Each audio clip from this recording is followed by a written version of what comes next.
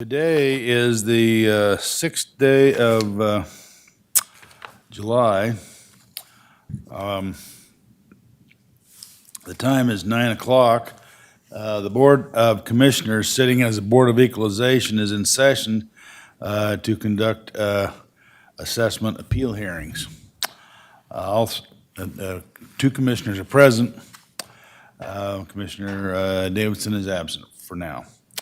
Are there any changes to the agenda? No, sir. Okay, if you could play the recording.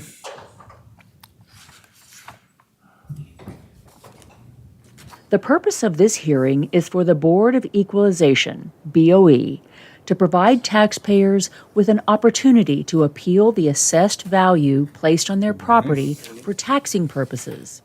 For each hearing, the appellant will be given 3 minutes to make their presentation, after which the appraiser will give a factual presentation on how the assessed value was established.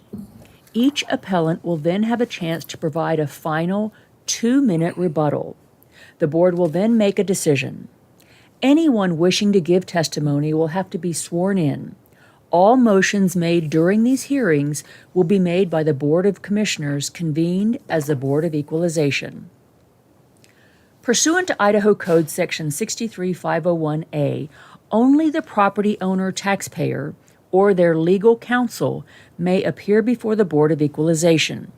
You may, however, call witnesses to testify on your behalf within your allotted time frame.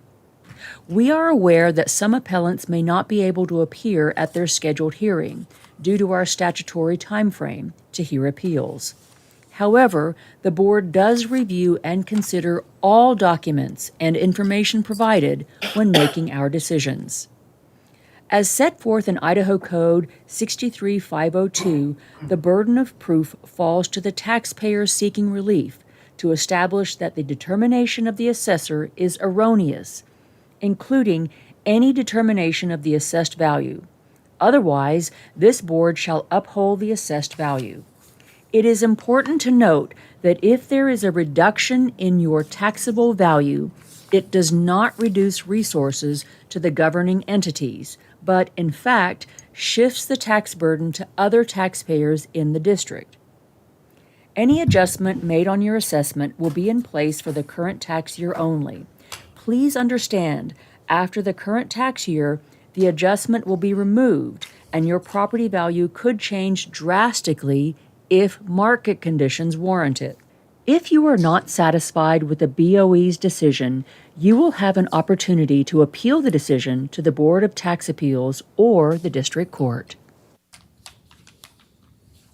Okay, thank you. Anyone expecting to offer testimony at today's meeting will stand. We'll swear you in. Do you swear the testimony you're about to give is the truth? I do. Okay, thank you. Our first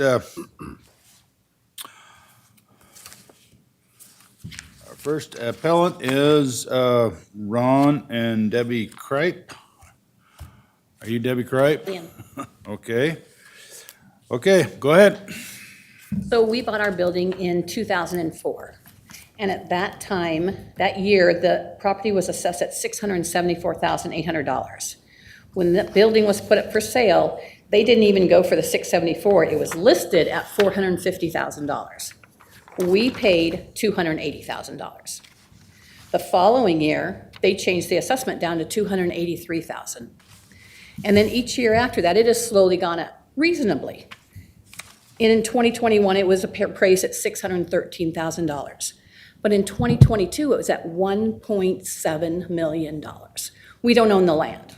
We only own a 58-year-old buildings on that piece of property. It's not worth $1.7 million if I did own the land.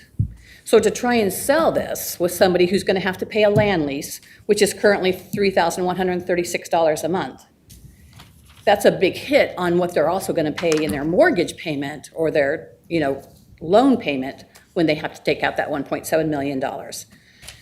The buildings are not in great shape. They've taken pictures and given them to you of the condition of the building. I just feel that I spoke with Aviation Specialties, which is across from us. They, like 3 years ago, completely redid their whole warehouse. It's beautiful, and they have airport, access. They assessed their building at 3.5. So it's only worth twice as much as my building, yet it's a brand-new building that cost them over $2 million to build.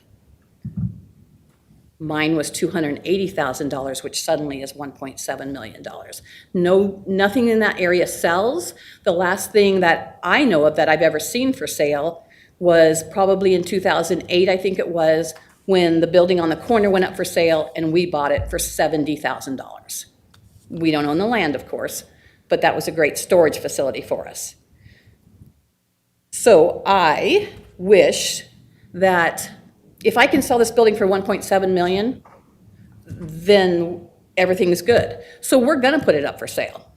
But if I can't sell the building for that much in, you tell me how long of a period, then does that justify that no one's gonna pay 1.7 for a 58-year-old building that doesn't own the land underneath it and has to apply to even let the airport be on the property? And if they're gonna renew their lease, as they renew ours. We sell tools. We're an internet-based tool company, and we're a cabinet shop that make the cabinets that go into Costco's all over the world.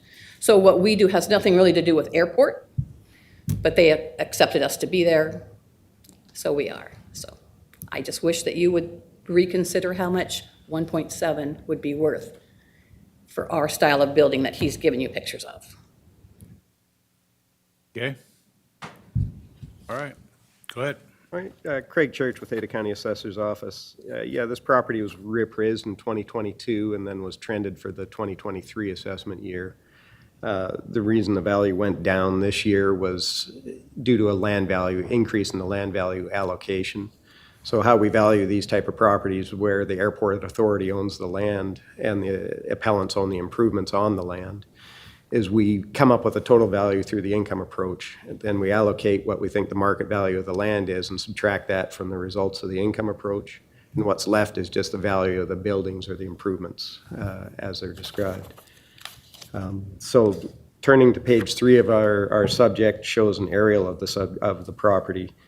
It's comprised of 4 buildings. The building on the top right is an older building in bad shape.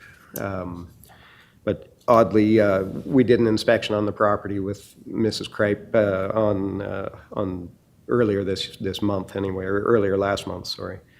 And the characteristics on that building, we found that it's actually a little bit bigger than what we have it assessed at. We found a 448 square foot office on the front that we didn't have reflected in the rolls. And we found a second floor, partial second floor storage area that we didn't have on the rolls of 2,000 square feet. Turning to page 4 shows the updated floor plan, and again, we're estimating that second floor square footage just because we didn't get a tape measure in there, but it's approximately 20 feet and goes all the way across the front of the building. So there's 2,400 square feet that we're not accounting for in the assessed value right now that would contribute to value in a normal year. Turning to page 5, so we have 5, 6, and 7 are the 3 income approaches on the 3 buildings. They're showing that we're treating this as a Class D, lowest market grade property. We're using a 6.5 cap rate on the property. I think you've seen in previous presentations, industrial cap rates are in the 5% range. We've gone as high as 6 on other properties. So we've used a higher cap rate on this property. It kind of, for a couple of reasons, really. One is condition, and the other is it is an airport authority property, and the market would recognize that, when you get closer to the end of your lease, there's some uncertainty in there as far as what a property would sell for. We only have one sale of an airport property or a property in similar condition to this where it's, or situation, sorry, similar situation to this where it's located on the airport authority property. It's the Firehawk Helicopters property that you can see from the freeway up on Airport Road. That one sold for just the buildings is $140 a square foot for the 2 hangars there. And again, we have these ones assessed for comparison at $95 a square foot.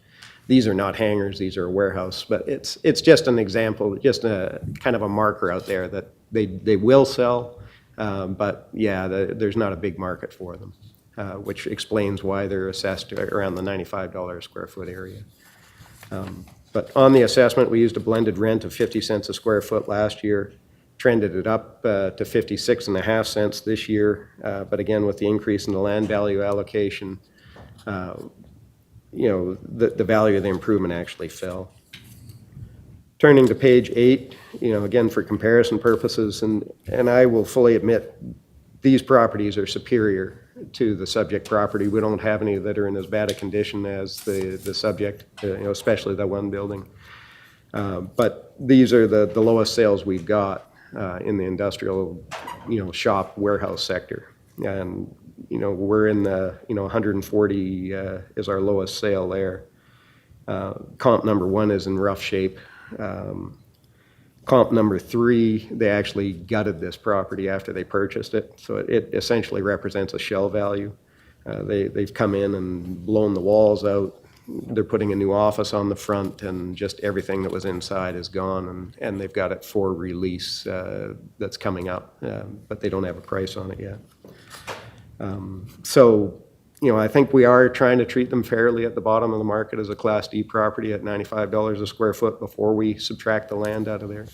The improvement value after we do that, I think, is $63 a square foot for just the buildings that are there. And then in the addendum, I've got some pictures of the property from our inspection on it, recognizing that, yeah, it does, especially the building in the northeast corner has some issues. Needs a new roof, needs a new coat of paint. There's probably a good $50,000 in deferred maintenance that needs to be addressed on the building. But I'll stand for questions after that. Thank you. All right, are there any questions for the commission for the assessor staff at this point? Okay, go ahead. So I would just say that when you take the cost of the whole thing and then take away the land, and then here's the price of the building, I don't think that's a fair assessment, because you're not going to come in there the same way that you're going to come in there if you're owning both pieces. The land, the price of the property would go down greatly, knowing that you're going to always pay rent on the land that you're sitting on, and you're going to question whether or not you're going to be accepted from that point on. I think that a fair assessment would be much less per square foot, knowing you're never going to own the land. Thank you. Okay. All right, have you ever attempted to have a professional appraisal of the property? So we, after speaking with him, when we came out and he looked at the building, we called TOK and Colliers, and so they're working on it, but they themselves can't find anything. Nobody has large warehouses on leased land, so they can't really find anything that's even close, especially with the fact of we don't have like a giant lease left with them. So if you're going to pay $1.7 million for the building, and then in 7 years they're going to tell you they're not going to renew your lease, that would be a big hit. At one point, we spoke to the airport about considering selling the property, and they told Western Aircraft about that, and Western, who owns the biggest part of all of that area, came by and said they wanted to check it out. And so we showed it to them, and they said, okay, well, when could we just take over your lease? And I said, well, we'd have to talk about what we're going to sell the building for. And they said, sell the building, we just want to take over your lease. So they just want to demolish it, which is what I think most people would do when they bought this, because of the condition of the building and stuff. More than likely, if it would be somebody like a Western Aircraft or Aviation or somebody in that field, and they're just going to demolish it, and they just want, because it's a good piece of property that we're on, we just don't own it. How long is your lease? So we got there in 2004, and they said that, and it's for 20 years. And then I asked them about selling it, and they said I would get an automatic extension, and so I would be good until February of 2030, and then they would have to reevaluate. So in 7 years, it'll be reevaluated. So you have That may be for us, but doesn't mean that whoever buys it. So you have an option to renew it in 7 years, is that it? Mm-hmm. At the same value? Yes. Renew it for another 20 years? That's what we would do, but Right. Well, then there is a lease value to it. there's a lease There value is a if value. we're in it. But if somebody else buys it, then they have to reevaluate. Yeah. Okay. And you've established a value for the lease? Yes, sir, I have. Second paragraph in there, I was actually unclear on the term of the lease. I thought it was $3,500 a month, but it turns out it's $3,100 a month based on the appellant's exhibit. But looking at it at $3,500 a month, I came in at $823,000, so still a little below what we're allocating for the land, for what we're backing out of it. So that's the value you've placed on the lease, did you know it had an option to renew? I did not, no, but Does that change the valuation any? it would actually help it. If you can renew it, it gives a little more certainty to the property for any prospective buyer if they think they can extend the lease for another 20 years. It would increase the value of the overall property. We'd probably use a lower cap rate if we were doing that on the value of the whole, land and improvement in the income So approach. if you'd have known about the potential for extension, you'd use lower cap rate? Yes, sir. Okay. All right, any questions from the commission? Mr. Chair? Yes. Do you know when your appraisal will be completed? The appraisal from, From, you said either Colliers or TOK and- TOK? I spoke with him again yesterday. He said he was still working on some things. I messaged with Colliers, and he had somebody he knew that worked for the airport, and he was going to check with them and see if he could find out some better information from the inside. So I'm guessing, he said that he would get back to us in another week or so, Okay. that we hope to have done, but Probably too late for Yeah. us to consider it for this year's cycle. Exactly. Did you appeal, so your value sprung up in 2022, did you appeal it last year? we did, but we were told that I didn't take it this far. We just sent in a email saying we wanted to appeal it and stuff, and nothing happened, and we paid it, and now they're reassessing it again this year for basically the same thing. So we just don't want to do it again. So to the assessor's office, can you talk about why from 2021 to 2022, there was such a jump? Excuse me, yes, sir. It's because the property was reappraised, and unfortunately, we've seen on many other properties, the fellow that used to do the industrial properties was kind of retired on the job and didn't have his values where they should be from a value standpoint or an equity standpoint. And then, are any of your comparables, are they in a similar situation where the owner does not also own the land? The comparables I provided here, no, the only one we've got is the Firehawk helicopter property that sold for $140 a square foot for the improvements. But it's not a great comparable to this subject property because it's an aircraft hangar as opposed to a warehouse, but yeah. So would you say all the comps are, you're just kind of guessing because it's not directly comparable? Yeah, we're taking it more from an income approach value. These comparables, we don't have any good comparables of Class D properties that are this bad condition-wise. The best comparable is probably the one that they gutted on, which one is that? Number 3 represents a gutted shell. Comparable number 1 is very similar in condition, and it's also an older building. Did you make an adjustment for valuation based on condition? In the assessment we did based on the estimate of market rent, so it's a capitalized market rent. That's why we're down in the 95-cent or $95 a square foot range as opposed to what these sales are indicating. All right. Any other questions from the commission? I have a couple Go of ahead. questions. For the assessors, do you take into consideration location in the value of the revenue value? Yes, sir, we do. So different parts of the industrial market definitely will see an influence in what values are. This is a lower, typically most of the buildings in this area are more of a Class S steel construction. They tend to rent on a lower rental rate than, say, anything on coal that we looked at in previous hearings, where values are a lot higher, and tend to be concrete tilt-up and better location. Just as an example, on Comp 4, in Garden City was 1.8 million, and what they sell and how they have to market it, I guess that's where I was getting to. Yeah, In terms of the income-producing part of the value of the property. yeah, they have a lot lower potential income in Garden City on the shops there, same as they would kind of this area, West Gowan Road area, kind of south of Overland and Victory and that kind of corridor. There's similar construction properties with the lower potential for income on those, yes. So for the appellant, do you put any value in terms of what you sell, what you actually market, in terms of the location, value of the location versus a Garden City location or some other location? Does So that we're have any not- we're value? not- Does that have any value, the building itself, value of how you sell your products and to whom you sell your products?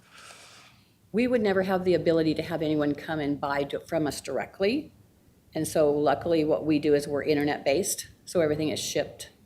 And then our cabinets are all shipped to all the Costco's worldwide. So we don't have that flow traffic, so it works for us. But for the next person, would it work for them to not have customers come by? No, I meant in terms of the value. In other words, if you were in a different location, how you ship in internet, you would have a different cost that you would transfer to the purchaser as opposed to being physically on the airport where it's right there where you could ship easily. That was my question. Yeah, Does that have any value to you No. in terms of marketing? It doesn't cut down on the transport times to the, I mean, I'm assuming all your products are shipped by air, so it's not a benefit to be close to the airport? It is not for us. No? Do they all go through the post office and not really through the airport? So we have, pickups 4 times a day from FedEx, once from UPS, and twice for USPS. So they just come to us and take all the stuff away. And as for the cabinets, Costco just brings in semis to load the cabinets up daily, and, so it doesn't matter where we're located. Okay, any more questions from the? Okay, we have before us, thank you. We have before us, application or parcel number 01029438550. What is any discussion? I would suggest, by the way, before we pass on this, that if you're not happy with the discussion or with the results, you can appeal, and you'll have a much greater chance because you have more time. And if you, for instance, you suggested that you had an appraisal, I think what you're talking about is more of a market analysis rather than appraisal. There's a big difference in a market analysis and appraisal. But if you appeal to the Board of Tax Appeals, which is the next step to the State Tax Commission, you get a lot more time, and you more. If you have an appraisal, you can use that to make your case. But we just have to go on what we have here of the record, and unfortunately, you don't have an appraisal, and I know you. I can empathize with how much you paid for it and all that and so forth, but we have to go by what we have here. So, is there a motion? Or any further discussion? I asked the staff one question, so just trying to wrap my mind around this, but you're basically saying this is the value of the property with her in it, making the income she's making at the moment.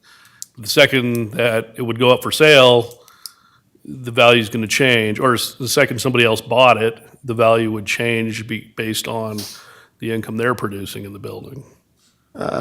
Not quite, sir. So we're looking at it based on a market rent rather than what their contract rent on their land lease is.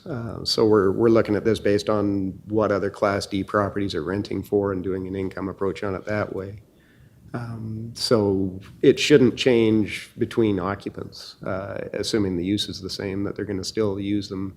You know, if another tenant comes in and uses the property as it's improved, then there will be no change in value.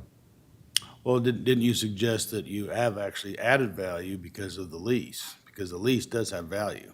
Yes, sir. We subtract a value from that just because the land's owned by the airport authority, the land is actually tax exempt. So we have to come up with a total value through the income approach and then allocate a portion of that total to the land. And then that goes to zero. So what's left is just the value of the improvement, just the buildings themselves. Okay. All right, is there any further discussion? No, I'm ready All right. for a motion, no? I'd accept a motion. Considering all the information that we've received, and there's again, no information that I've gathered, and the appellant has the ability to go provide further information, I would move that the Board of Commissioners, sitting as the Board of Equalization, uphold the assessor's valuation on parcel number, where is the parcel number?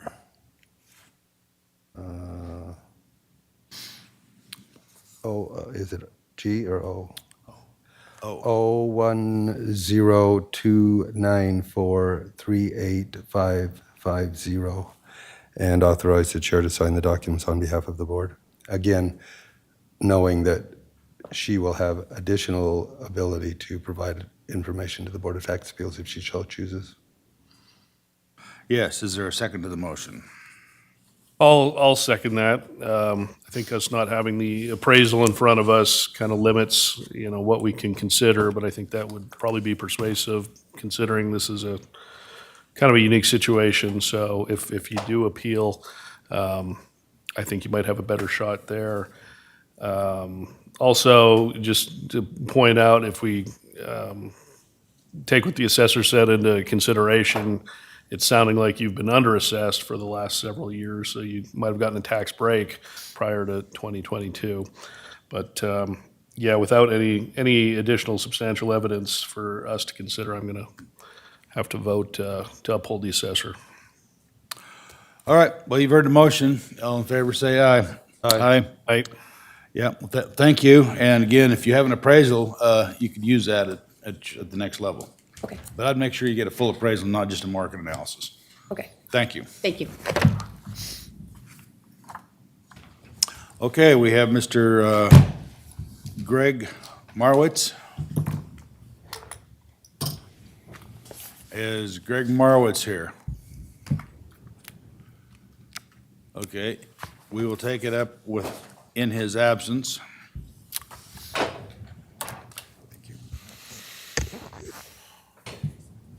Did he indicate that he wasn't going to be here?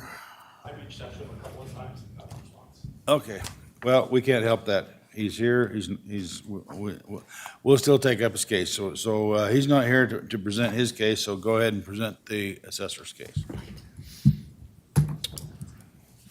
You ready? Yeah, go ahead. Good morning, Commissioners. My name is Tom Lovelace. I'm a commercial appraiser with the Ada County Assessor. The subject property, located at 430 North Milwaukee Street in the North Central Bench area, has a 2023 assessed value of $8,641,000. This is a 3% increase over last year's value. The property was trended with other similar properties for 2023. Gross sales for the prior 5 years were provided. Using the income approach, and the assessed value was in line based on the information provided. I'm happy to answer any questions you might have about the subject property or the approach used. Thank you. All right. Have you reviewed the appellant's documentation? Yes, sir. And do you have any comments on it? Not particularly. I think, we really based on their gross sales. We did an approach that we've used with this property year over year, and it supported our value. Okay. And the value has actually gone down from 2018 to today. 9,324,600 in 18, 8,641,000 today. Was there some changes in that period of time? Well, I think the pandemic had an effect through 2020 that would have brought a lot of their gross sales down. So that would have affected us in the 2020, 2021. And then based on their gross sales climbing back up again, that's why we've increased their values. Okay, are there any questions from the commission? Mr. Chair, Yes.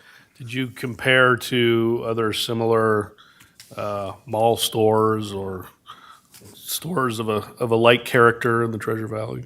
We have. We've got pretty limited data on the stores of this size in the Treasure Valley. They just don't sell. I did have in my packet, I provided some comps. They're from different areas of, similar to Boise, that would show that, we valued this at $46 a square foot. Our comps would suggest the minimum was even $76 just from the region, so. Is the mall sort of its own unique thing? Is it hard to compare it to anything else? Because really, we only have one mall. Yeah, we've got two. We've got the Boise Town Square, and then we've got the Village in Meridian. But So- both very different. Both very different, yes, sir. And it's probably been a long time since any of the mall department stores have sold. That's very true, yeah. And then what was the difference between your evaluation and the appellant's thoughts of valuation? The one thing is we used, I think we illustrated it on page 4, a 3-2-1 income approach. That would suggest that, his property, based on gross sales divided by the square footage, comes to $152 a square foot. We used the gross sales for 2022. He used an average over the last 3 years of his gross sales. So the average of the 3 years that he provided puts us at $125 a square foot. So if you look at the 2% of the next 50, which is, that tax on 54 cents per square foot that we would have added on that he did not. He averaged his gross sales over 3 years, and we looked at 22 alone. Okay, any other questions? Just regarding the retail market overall, may have bounced back a little bit during the pandemic, but isn't the trend that, large retail is losing value as more and more people shop online? I think there is some theory to that. We just haven't seen it really trend that way yet. Like I said, there's not much data in Ada County for such large retail as far as market sales go. All right. Any other questions from the commission? A question Go to clarify what you were saying as far as the income. He averaged it, or they averaged it over a 3-year period, 125. And last year, you said what? Because I didn't write it down. What was the? He averaged, over the past 3 years, their gross sales, which would have resulted in $125 per square foot. Right. If we looked at just 22, their gross sales are actually up pre-pandemic. We looked at just 22, and it turned into $152 per square foot versus his 125 when you average the values over 3 years. So what you're saying is, back to what the chairman was asking, the valuation in 2018, and then it went down between 2018 and still hasn't gotten back up to that in 2023. You did the same kind of calculation in those years on the downside as you're now doing on the upside. That's my understanding. I know this approach was definitely used last year. Thank you. All right. Any more questions or discussion from the board? No, we have before us parcel number S111-241-7205. I would accept a motion. Mr. Chair, I will move I'll move that the Board of Commissioners, sitting as the Board of Equalization, uphold the assessor's valuation on parcel number S111-241-7205. I second the motion. Okay, any discussion? Hearing no discussion, all in favor of the motion, say aye. Aye? Aye. Aye. Motion carries. Thank you. Okay, next we have Michael Shane Preston.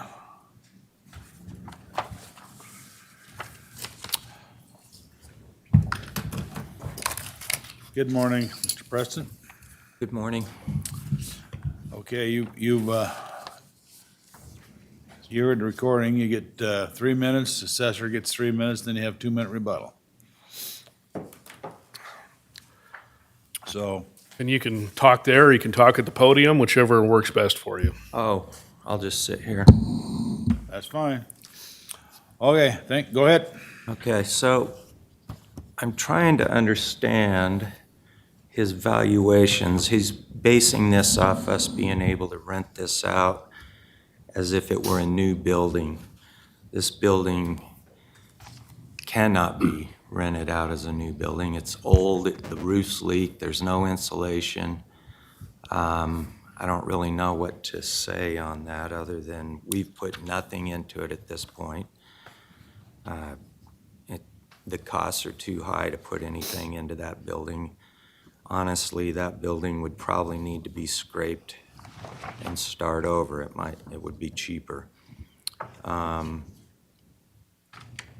So I'm curious where he came up with that, as we've done no renovations. I keep seeing the word improvements, and I don't understand that. And then on his assessment, he shows operating expenses of $6,100. We paid $13,000 in property taxes alone, so any business would consider that a expense. And then I'm in the same boat as the last gal here. In 2022, our building value went from $271,000 to $900,000. So, I don't understand that. No changes have been made to that building.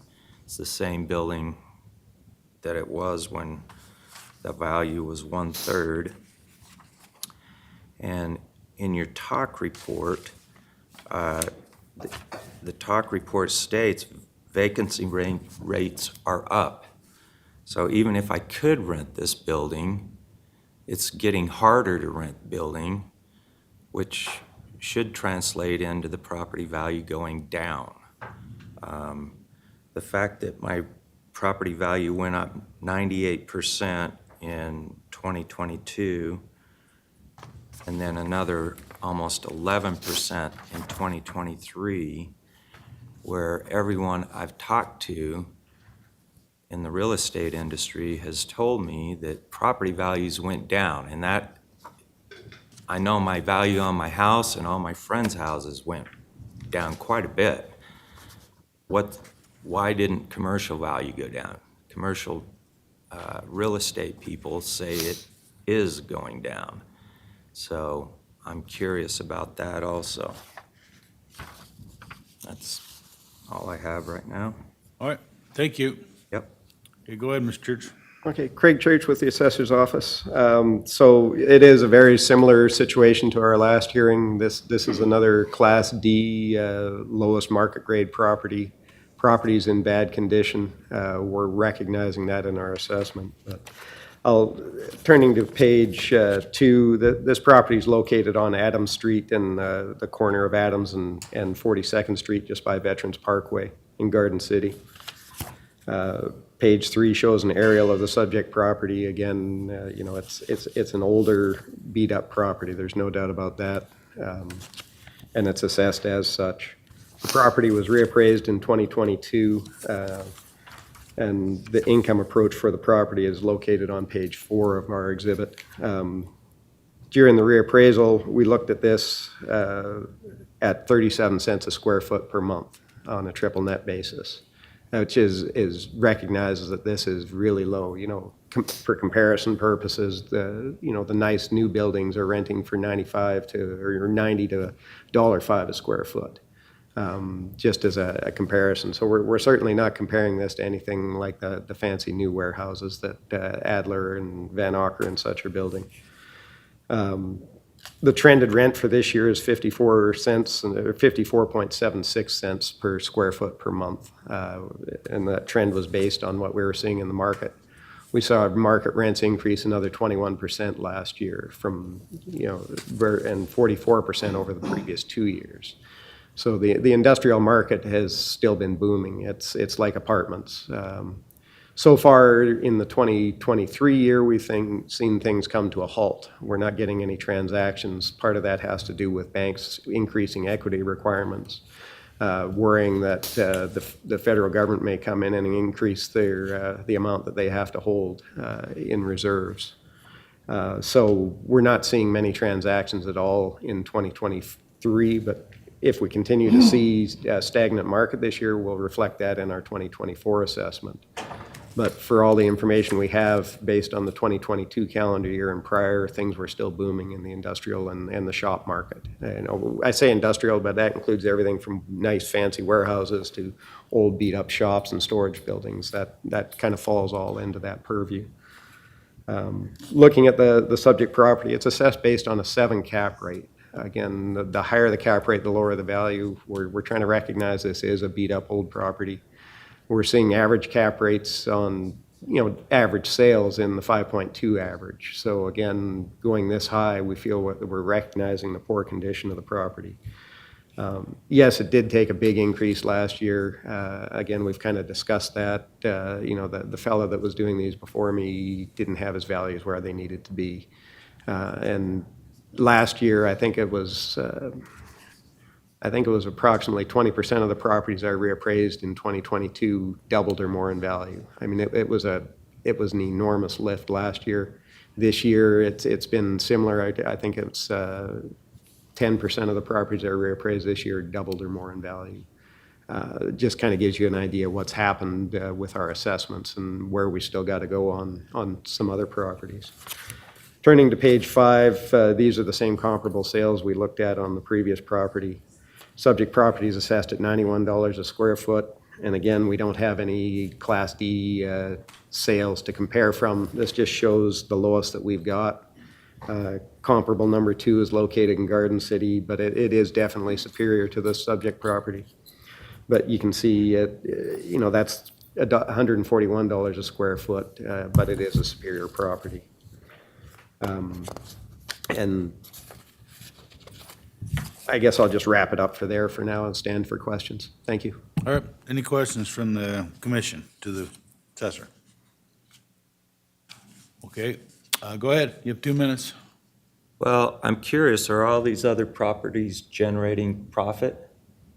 I'm not. So to answer that, we don't value them based on their business and whether the enterprise that occupies the building makes a profit or not. We value them based on what we think what we see in the market for what they're renting properties for and what properties are buying and sold for. So we don't look at the business value of the property in the assessment. All right. Okay, that's fine. If I could rent this, then I would try and rent this.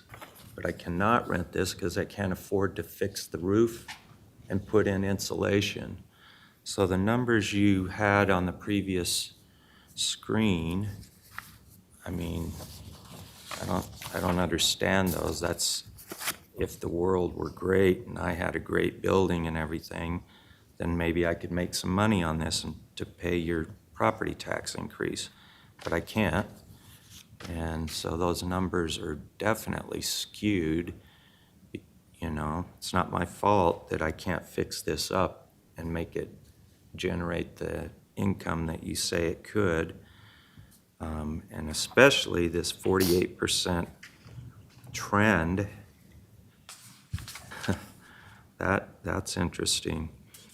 So I just feel like this thing's being way overvalued to go from $800,000 in 2021 to almost 6 in 2022, and now again another, I believe, 170,000 increase, 11% in 2023. I can assure you that things are not going up. So anyway, I just feel like I'm being over-assessed. Yes. Okay, thanks, sir. I'd have a couple of questions for you. Have you obtained a appraisal? No, I've tried, and to get an appraisal right now is close to impossible. I hope to get one at some point, and I will appeal if that's what I need to do. But yeah, it's last-minute appraisals. Good luck. Well, I can't Yeah. guarantee what this board will do, but if this board upholds the assessor's valuation, you would have time to get an appraisal. Right. And you would have more time to present your case and so forth at the Board of Tax Appeals. But we have to go by what we have in front of us, which is an appraisal, and we have to look at that. And I would ask a question of the assessor, Mr.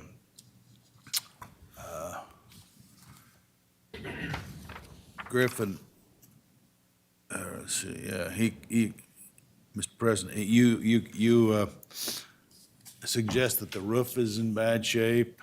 Was that taken into consideration in your assessment? Yes, sir. It's reflected both in the low market rents, estimate of market rents, as well as the high 7% cap rate. We're assessing this assuming it's in very bad condition. So that was taken into consideration then, okay.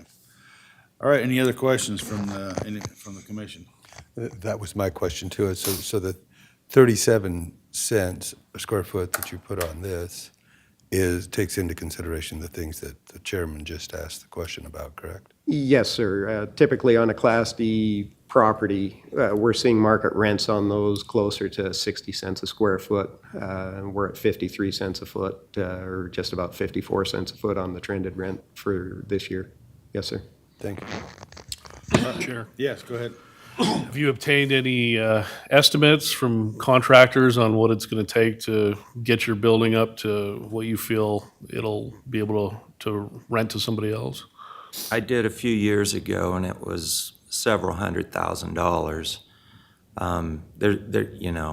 That building's not worth investing that kind of money into. Bottom line is, if anyone did buy that property, it would be for the property. The building would be scraped immediately. The building's just, it's too old to bother with it. Honestly, it was built in '69, and I'd welcome anyone to come by after a good rainstorm like we've had this year and help me bucket stuff out of there, because it was bad. So for the assessor's office, I mean, you have them at a Class D, but is there, I guess that's the lowest, but is it possible that the building's in worse shape, that there should be some lower category, or that could be taken into consideration? It's definitely possible, and we'd love to make an inspection on the property if the appellant would let us on to have a look. That's something we could review for the next stage to see if it would impact the value. Definitely. I'm just wondering, if you do take this to the next level, Board of Tax Appeals, if you bring your estimates and maybe some pictures, because I'm just thinking, if we take what you say at face value, that no one would rent it because it's worse than Class D, and that it really only should be assessed for the land, maybe that's something that they could take into consideration. We don't have that in front of us, so without more substantial evidence, we're probably going to have to vote to uphold. All right, is there further questions? No, Mr. Chairman. All right, I'd accept the motion then. Mr. Chairman, based on the information we have, and like has been said, there's an appeal process where more information may or may not be able to be presented. So with that in mind, I would move to that the Board of Commissioners sitting in the Board of Equalization uphold the assessor's valuation on parcel number R2734501202 and authorize the chair to sign the documents on behalf of the board. Is there a second to the motion? Second. Okay, you've heard the motion. All in favor, say aye. Aye. Aye. Thank you, sir. Can I ask you, if I hadn't shown up, it would have ended the same, would I still have the option to appeal at that point? You always have the option to appeal any decision that Okay, this board great, makes. thank Yes. you. Okay, next up, do we have David Wishney?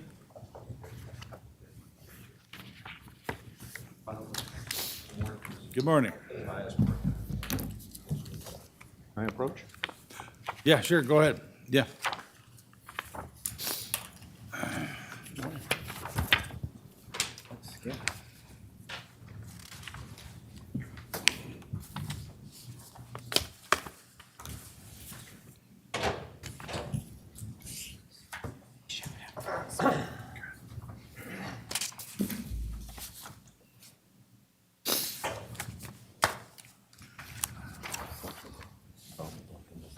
Okay, Mr. Wisney, you have 3 minutes. If you'd like to go ahead and present your case.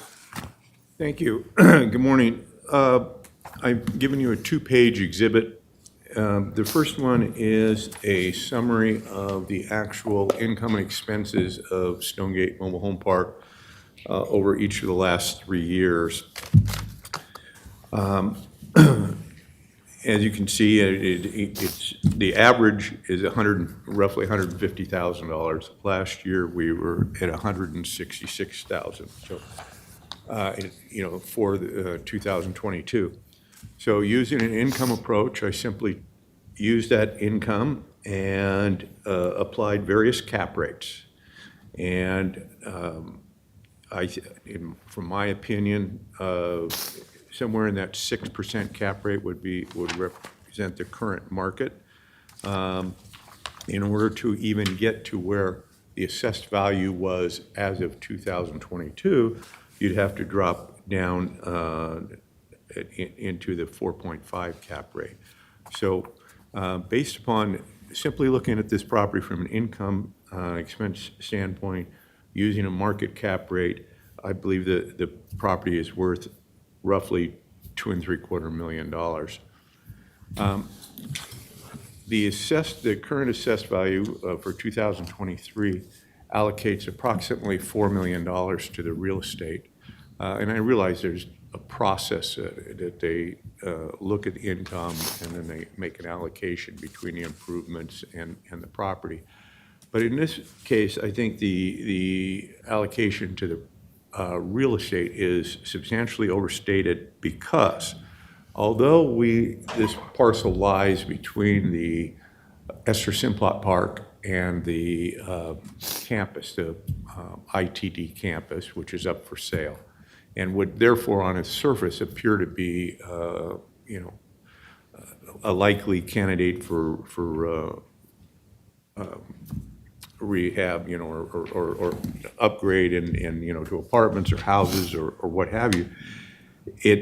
The assessed value fails to take into consideration that we really continue to exist at the pleasure of the city of Boise. And the reason for that is you will see on the plat, there is a yellow line that bisects the community. That is the center line of a 100-foot wide easement held by the city. That's where a 36-inch trunk line comes from the north end to the Lander Street sewer treatment facility. You'll also note down here at the upper end of the park, there's a little triangle that was added to the park last year when we did the boundary survey. Because the city's position is that we cannot infringe on that easement, we were required to file, to declare that parcel non-buildable. The point being that even if the park were to be closed and a developer came in and wanted to do something different, it's going to be there's going to have this 100-foot wide area in the middle of it. They're just not going to allow you to build anything on. So that certainly diminishes the value of the property. But again, and that's why I think that more emphasis should be given to the actual income as opposed to the projected income proposed by the appraiser or by the assessor. Thank you. Okay, thank you. Go ahead. Good morning, Chairman and Commissioners. My name is Ron DeRoos, Commercial Appraiser with the Ada County Assessor's Office. The subject property is the Stonegate Mobile Home Community in Boise. The property consists of 6.96 acres adjacent and southwest of the 44-acre ITD campus that is currently listed for sale. The property also borders Esther Simplot Park and the Boise River Greenbelt to the south. You can reference the aerial map on page 5 for the precise location. Mobile home communities were trended in 2023 with an average increase in the property group of 22.18%. This is very similar to the subject property's increase of 22.94%. The subject property was appraised using the income approach, using market rents and expenses. On page 2 is my income summary. I have estimated the annual income to be $395,010 based on 57 spaces, renting for approximately $575 per month. I have provided a market reduction of 4% for vacancy and collection loss and have not included any miscellaneous income. The effective gross income is $379,210. I have estimated the operating expenses, not including taxes, at about 30%, or $113,763, bringing the net operating income to $265,447. The net operating income is divided by a tax-loaded cap rate of 6.12% to arrive at a real estate value of $4,337,400, rounded up. I have then subtracted the land value, estimated at $4,123,200, to arrive at an improvement value of $214,200. Current market rents for similar parks range between $507 and $895 per month, with the average being $650 per month. Based on my research, the subject property lot rents are abnormally low at approximately $420 per month. The appellant provided his 2021 income and expenses last year. He had appealed, and we did reduce his value last year. It was due to a clerical error in a land action that he had done. He had combined some parcels last year. So I had his income and expenses from last year. I found the expenses to be in line with similar properties. He provided his summary income today, but I hadn't had that before. I have no reason to believe that his expenses had changed dramatically. They actually went down this year from last year. Of the 4 mobile home park communities that sold recently in Ada County, 2 were sold as mobile home parks and 2 were sold for redevelopment purposes. So for the 2 that did sell, one was the Claiborne Park, which is located at 109 West 39th Street in Garden City. This park is smaller. It's only 1.17 acres. It's located south of Shindon in more of an industrial area. This park consists of 11 spaces. It's far inferior to the subject property. This park closed on January 3rd of this year for $846,000, which equates out to $76,909 per space. So $76,909 per space. Comp number 2 is the Swan Falls Park, which is located on 355 South Swan Falls Road out in Kuna. This park is 1.3 acres, and it's located across the street from the railroad tracks. So again, it is also far inferior location than the subject property. This park is only 7 spaces. This sale closed on October 25th of '22 for $650,000. So that equates out to $92,857 per space. In comparison, the subject property is being assessed at approximately $76,000 per space. Land value, land sales along the river, Garden City, Boise area, they're between $16 and $24 per square foot. In comparison, the subject property land is assessed at $13.60 a square foot, so it's quite a bit less than that. He had talked about the land allocation. That is simply mostly for the state tax commission's benefit. If the land value were to go down, the improvement value would just go up to meet that. The income approach is what's used because that's the actual and functional use of this property. The the easement through the city of Boise doesn't affect the income that's generated from this park, so it wouldn't have any effect on the overall value, because we're using actual and functional use. Now, in the future, if it were to be redeveloped, it may have an effect on it at that point, but the actual and functional use is what we're assessing it on. And based on the data available to me, I believe the current assessment is fair and reasonable. Okay, thank you. Okay, go ahead. The assessor's correct. We could raise the rents. We could raise them substantially, but I don't think that makes them fair market rents. And implicit in their requirement, we have fair market valuation is the concept that the rents would be fair market. 2/3 of our residents are on Social Security or disability. The reason I could raise rents, because there have been so many park closures. I'm sure you have all seen recent articles in the paper. I could be wrong about this, but I believe over 20 parks within Garden City have closed.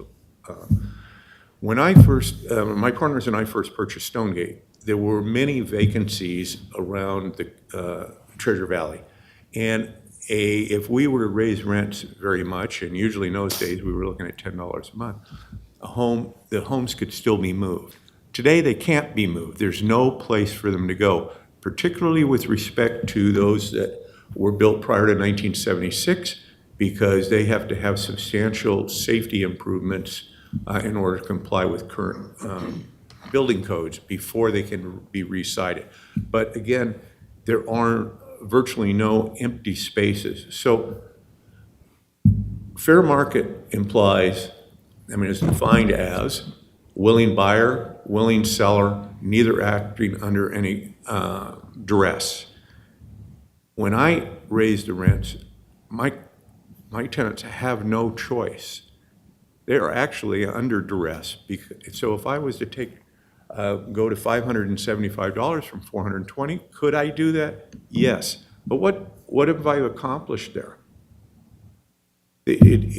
All of the harm falls on the people that are least able to pay this kind of money. This is affordable housing. We have provided affordable housing for 35 years, and I would ask this commission to take into consideration that fair rent, is not necessarily, or that the market rent cited by the assessor is not necessarily indicative of fair market rent. Thank you. Okay, thank you. Any questions for the appellant or for the assessor's office? Mr. Chair. Yeah, go ahead.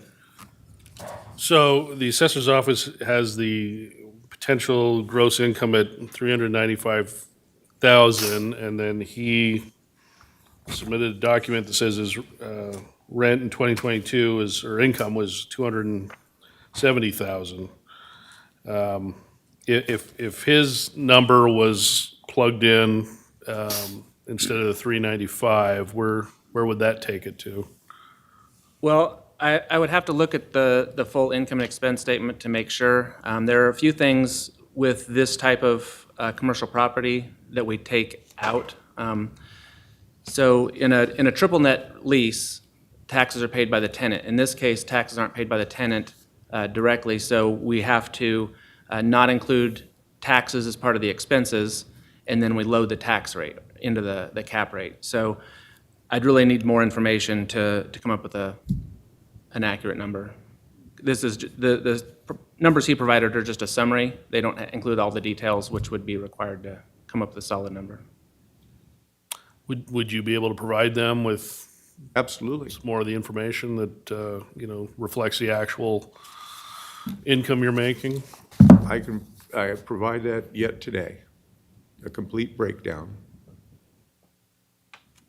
Well, I'm just wondering if, we tabled this and maybe the assessor's office could take a look at the numbers a little closer and then we come back at a later point.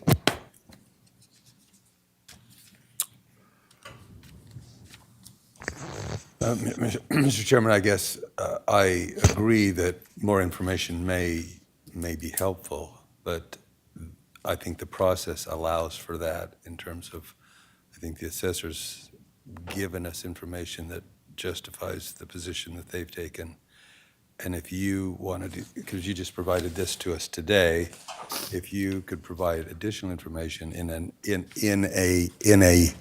the appeals process that you would have, in other words, the board of the tax, your next level, you would have more time and more information that you could provide that would in fact maybe do what Commissioner Davidson was asking in terms of allowing that.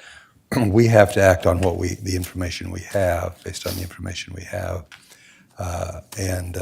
So that's why I guess I would be inclined to provide you that opportunity to appeal and provide that information. Otherwise, we're getting down into time as well as information that we may not have the time and/or information that adequately presents your position, which you would have the opportunity to do at a later time. May I respond very briefly? Yeah, sure, you may, but in your response, we have this hearing today I understand that. for the purposes of evaluating your position and the assessor's position. And it would help your case if you actually had an appraisal, a professional appraisal completed. And Commissioner, the only point I want to respond to is I believe, and correct me if I'm wrong, that the assessor said he has the full income and expense statement from last year, from 2021. So, and that as he noticed, our expenses actually went down in 2022. So the assessor's office has the information necessary to appraise based upon this information. yes, and they've come up with an appraisal. So is there any, Mr. Chair, I don't necessarily want to punt everything to the Board of Tax Appeals if I think we could maybe find a resolution today. So I think maybe if the two parties get together and then we bring you back in the next hour or so, a possible revised potential settlement could be in order. It sounds like maybe there's some things they consider. And again, it is a huge expense to go to the Board of Tax Appeals and a lot of time. I think maybe the parties could get together and come back in the next hour and see if there's any accommodation that could be reached. Mr. Chairman, I would like to put one thing out there that based on Ron's appraisal that we must use market rents. So where these are contract rents and they're undervalued, it doesn't necessarily mean that we can just plug those numbers in. We're looking at market rents. So I just want to make that clear. well, yes, and you've adjusted them as well, as from what I understand, that adjusted the market rents. So anyway, I think we need to proceed. Is there a motion or a further question? Well, Mr. Chairman, I guess my original position is absent I think there's an ability to do what Commissioner Davidson's talking about. We don't have the time or effort, and based on what was just said by the assessor's office, I think, so I would move that the Board of Commissioners sitting in the Board of Equalization uphold the assessor's evaluation on parcel number R7476750260 and authorize the chair to sign the documents on behalf of the board, with the understanding that there may be some additional information that's relevant, and there's an opportunity for that to be presented at the proper forum. All right, is there a second to the motion?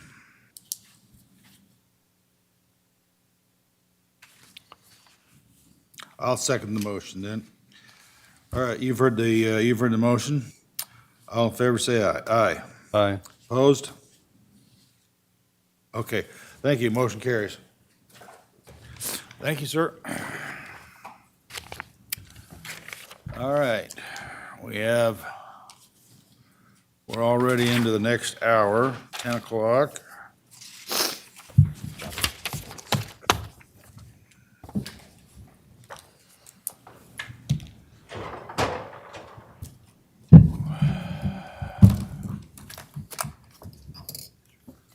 We have the 10 o'clock section, and we have Mr. Perez. I'd like to take a 5-minute break. We're gonna take a 5-minute break. Okay.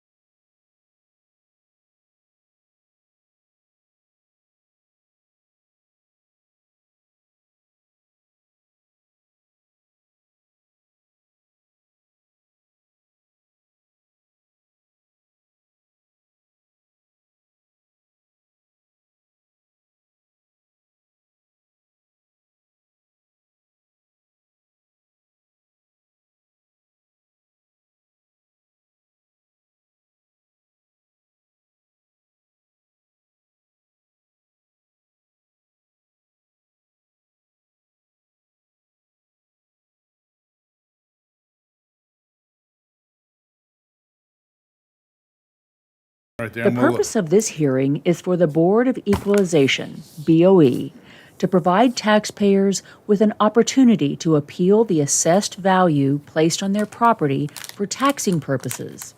For each hearing, the appellant will be given 3 minutes to make their presentation, after which the appraiser will give a factual presentation on how the assessed value was established.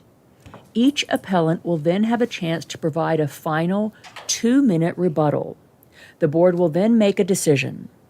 Anyone wishing to give testimony will have to be sworn in. All motions made during these hearings will be made by the Board of Commissioners convened as the Board of Equalization. Pursuant to Idaho Code Section 63501A, only the property owner taxpayer or their legal counsel may appear before the Board of Equalization. You may, however, call witnesses to testify on your behalf within your allotted time frame. We are aware that some appellants may not be able to appear at their scheduled hearing due to our statutory time frame to hear appeals. However, the board does review and consider all documents and information provided when making our decisions. As set forth in Idaho Code 63502, the burden of proof falls to the taxpayer seeking relief to establish that the determination of the assessor is erroneous, including any determination of the assessed value. Otherwise, this board shall uphold the assessed value. It is important to note that if there is a reduction in your taxable value, it does not reduce resources to the governing entities, but in fact shifts the tax burden to other taxpayers in the district. Any adjustment made on your assessment will be in place for the current tax year only. Please understand, after the current tax year, the adjustment will be removed and your property value could change drastically if market conditions warrant it. If you are not satisfied with the BOE's decision, you will have an opportunity to appeal the decision to the Board of Tax Appeals or the District Court. Okay. Now, our clerk will swear you in. You swear the testimony you're about to provide is the truth? Yes. Okay, go ahead. Okay, I guess that doesn't work, so. First of all, Yeah, it's working now. I guess it does work. Not that I need it. So, as you know, there's 5 improved properties before us and 8 bare lots. As I indicated in conversation previously, I've owned these properties since 2006. First time that I've been here. This isn't something I would really want to do, nor do I think under ordinary circumstances would I be compelled to. I've worked with Craig and other assessors in the past and have always felt that, particularly Craig, frankly, really represents this organization very well. He's thorough, he's bright, and frankly, he's persuaded me on a number of occasions. And but with that background, I guess a thought I have, unless we want to, dive into the nuances here, since Craig, who was responsible for the assessment of these properties, got kind of COVID right as we were visiting about potential adjustments. And he's worked since then, by the way, to kind of come back and do the best he can, but it's pretty obvious that it's been somewhat rushed given the circumstances. My thought would be that assuming that you are amenable to this and Craig is as well, that maybe we just have a chance to visit at some point. I feel confident that the 30 to 40% that I'm looking at in terms of, I guess 30%, close to 40% I'm looking at in increases as opposed to the 66% and 181% on the improved properties. I'm confident that there can be something arranged that will give me a bit of relief, but at the same time, Craig could hold his head up in terms of value. And the same, I think, would apply to the lots, frankly, even though the lots ended up dramatically higher. I know that's, I think I'm unfortunately maybe using my 3 minutes to recommend something that would save us going through 13 properties, but I guess I would throw that out as an option if it's amenable to this body and to Craig. Okay, great. Yeah, so I know we'd discussed a potential deal on the land lots. I don't have a problem moving on those, so further discussion on that would definitely be beneficial. Regarding the improved properties, we reappraised, this is a complex of 40 units, and we reappraised them all this year just due to an equity issue.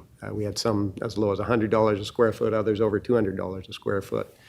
They were reappraised this year with equity in mind, so they're all, 32 of the 40 are assessed at $169 a square foot.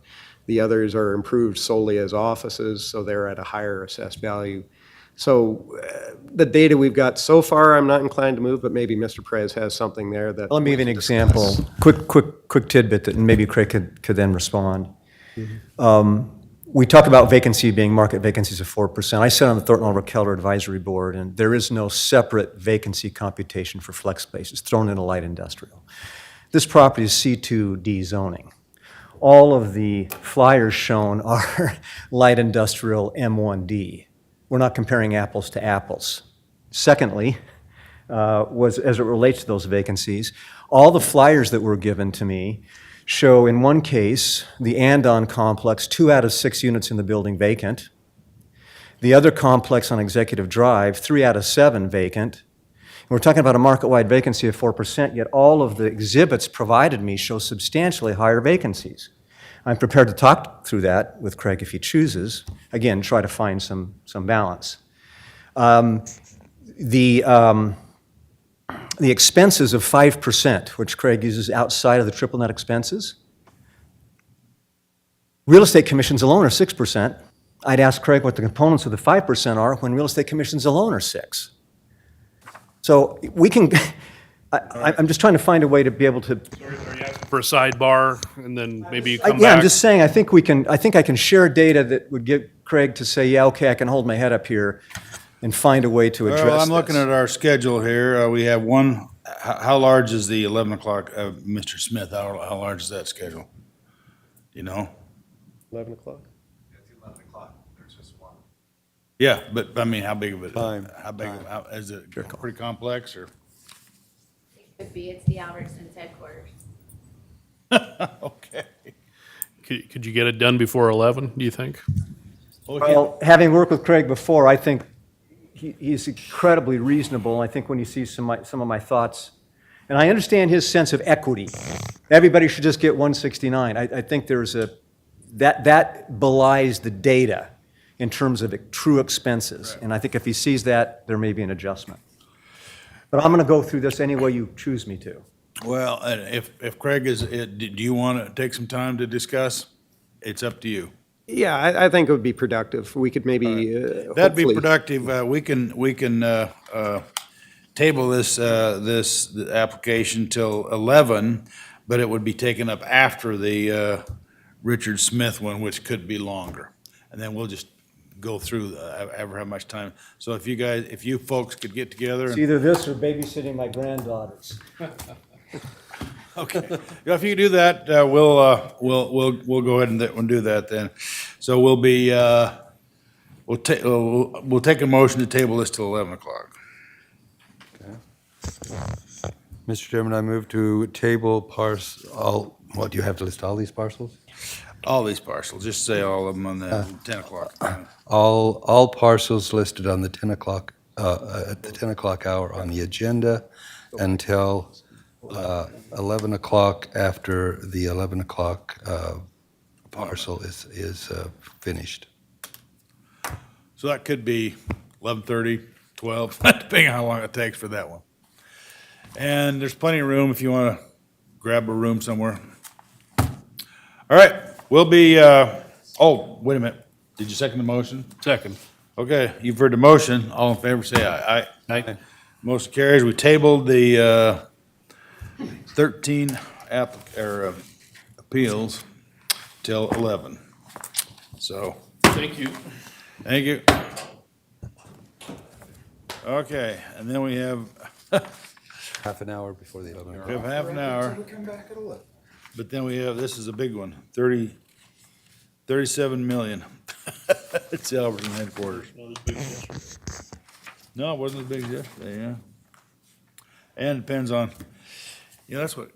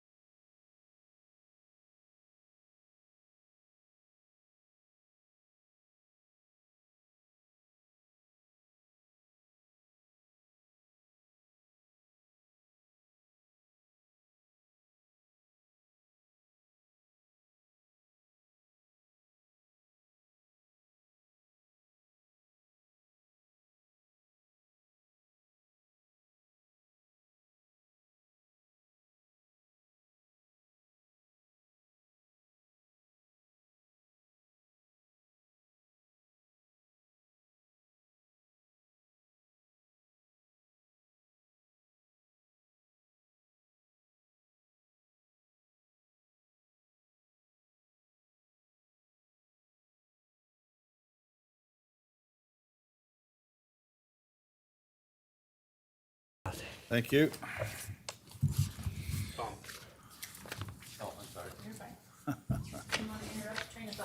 Okay. Are we on the record? Yes, sir.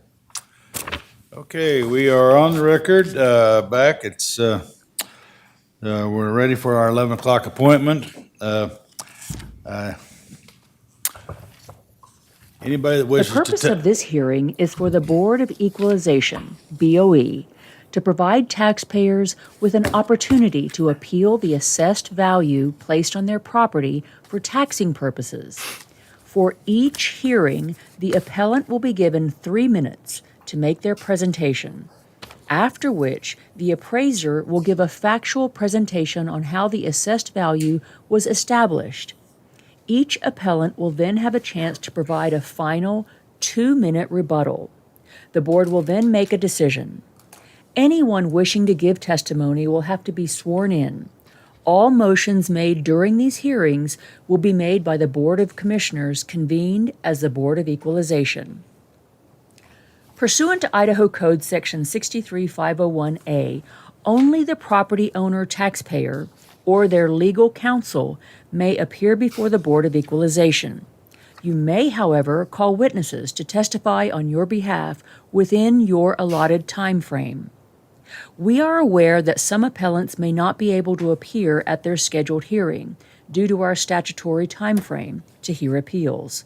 However, the board does review and consider all documents and information provided when making our decisions. As set forth in Idaho Code 63502, the burden of proof falls to the taxpayer seeking relief to establish that the determination of the assessor is erroneous, including any determination of the assessed value. Otherwise, this board shall uphold the assessed value. It is important to note that if there is a reduction in your taxable value, it does not reduce resources to the governing entities, but in fact shifts the tax burden to other taxpayers in the district. Any adjustment made on your assessment will be in place for the current tax year only. Please understand, after the current tax year, the adjustment will be removed and your property value could change drastically if market conditions warrant it. If you are not satisfied with the BOE's decision, you will have an opportunity to appeal the decision to the Board of Tax Appeals or the District Court. Okay. If you plan on presenting testimony, you'll need to be standing being sworn in. Do you swear the testimony you're about to provide is the truth? Okay, thank you. Our recording says you get 3 minutes, but we'll give you more time than that if you need, because it's a bigger project. So go ahead and make your case. Commissioner Beck and other commissioners, my name is Richard Smith. I'm with the Hawley Troxel Law Firm. I have a witness valuation consultant, Carolyn Miner, who is going to walk you through the taxpayer's position with respect to the valuation and the assessment. Carolyn has over 15 years' experience in valuation of properties like this, so is very well qualified to make this presentation. So without further ado, I will present Carolyn. And do they typically just work from the desk here, or would you like? Whichever you want. Okay. It's fine. You got a microphone there. It works. Just want to be sure you can hear me. Yes, I can hear fine. Awesome. All right, go ahead. All right, I am Caroline Miner. I'm with Altus Group representing Albertsons. We are here today to discuss the Albertsons Regional Headquarters building. It's located at 250 East Park Center Boulevard. It's a corporate campus regional headquarters office. It was built in 1978, 1980. Consists of 2 buildings connected by an atrium. And the total square footage under roof is about 246,000 square feet. At this point, it's considered a Class B suburban low-rise office building. It's currently configured for a single tenant. Albertsons is the only occupant in that building. It was built originally as a headquarters building, so there's quite a bit of corporate type space inside the building. It is not an efficient building from a market perspective. They have a large cafeteria, a grounds maintenance area, copy rooms, an IT lab, and a variety of other spaces that aren't necessarily usable for employee space. So one of the primary considerations in determining a value of this building is to think about it in terms of you have a large building configured for a single user. A triple net lease would make sense, which is what the county appraiser has done. We have followed that methodology in using an income approach based on a triple net lease, but we've really tried hard to consider the nature of this building. It is not new. It has not been renovated to a current market standard, and it is much larger than most typical office buildings in the Boise Treasure Valley market at this point in time. We have, in our presentation on the second page, I have tried to break down the space in a visual manner. There are two buildings. There's a north building and a south building. The south building is slightly larger. The north building is where a majority of those corporate spaces are. So on pages 9 through 11 and 12 through 14 are some floor plans that I provided for that provide a visualization of how the space is utilized on all of those floors.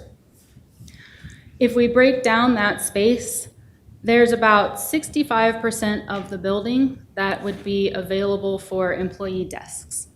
And when we're talking about leasing a building in the market, an efficiency factor, a core factor, is an important consideration for most tenants. So our assumptions that we've used to calculate our income approach is based on a usable square feet instead of a rentable area. Usable square feet is defined. I did provide a summary of the difference between rentable and usable. That is on page 15 of my packet. I did provide this last week in hopes that you would have an opportunity to review it in advance. But the crux of our analysis is that this building cannot be leased at a Class A rate in the market to a multi-tenant users. So we endeavored to find recent triple net lease deals, actually accomplished transactions at rental rates that reflected the status of this building as it exists today. We identified two triple net lease transactions. One is 1500 West Shoreline Drive. It was Tandem Diabetes Care. They leased about 95,000 square feet. That was the largest transaction I was able to identify in the Boise market in the last handful of years. Their starting rent was $11.50 a square foot. There was a smaller property. It was also a confirmed triple net lease that was starting at $9 a square foot. It's not an identical property to the Albertsons by any means. It's a 40,000 square foot building. The lease transaction itself was about 8,500 square feet. But those two transactions as established triple net leases on older buildings seemed like a good indicator for a starting rental rate for this Albertsons building. Our second conversation with the assessor was around the capitalization rate.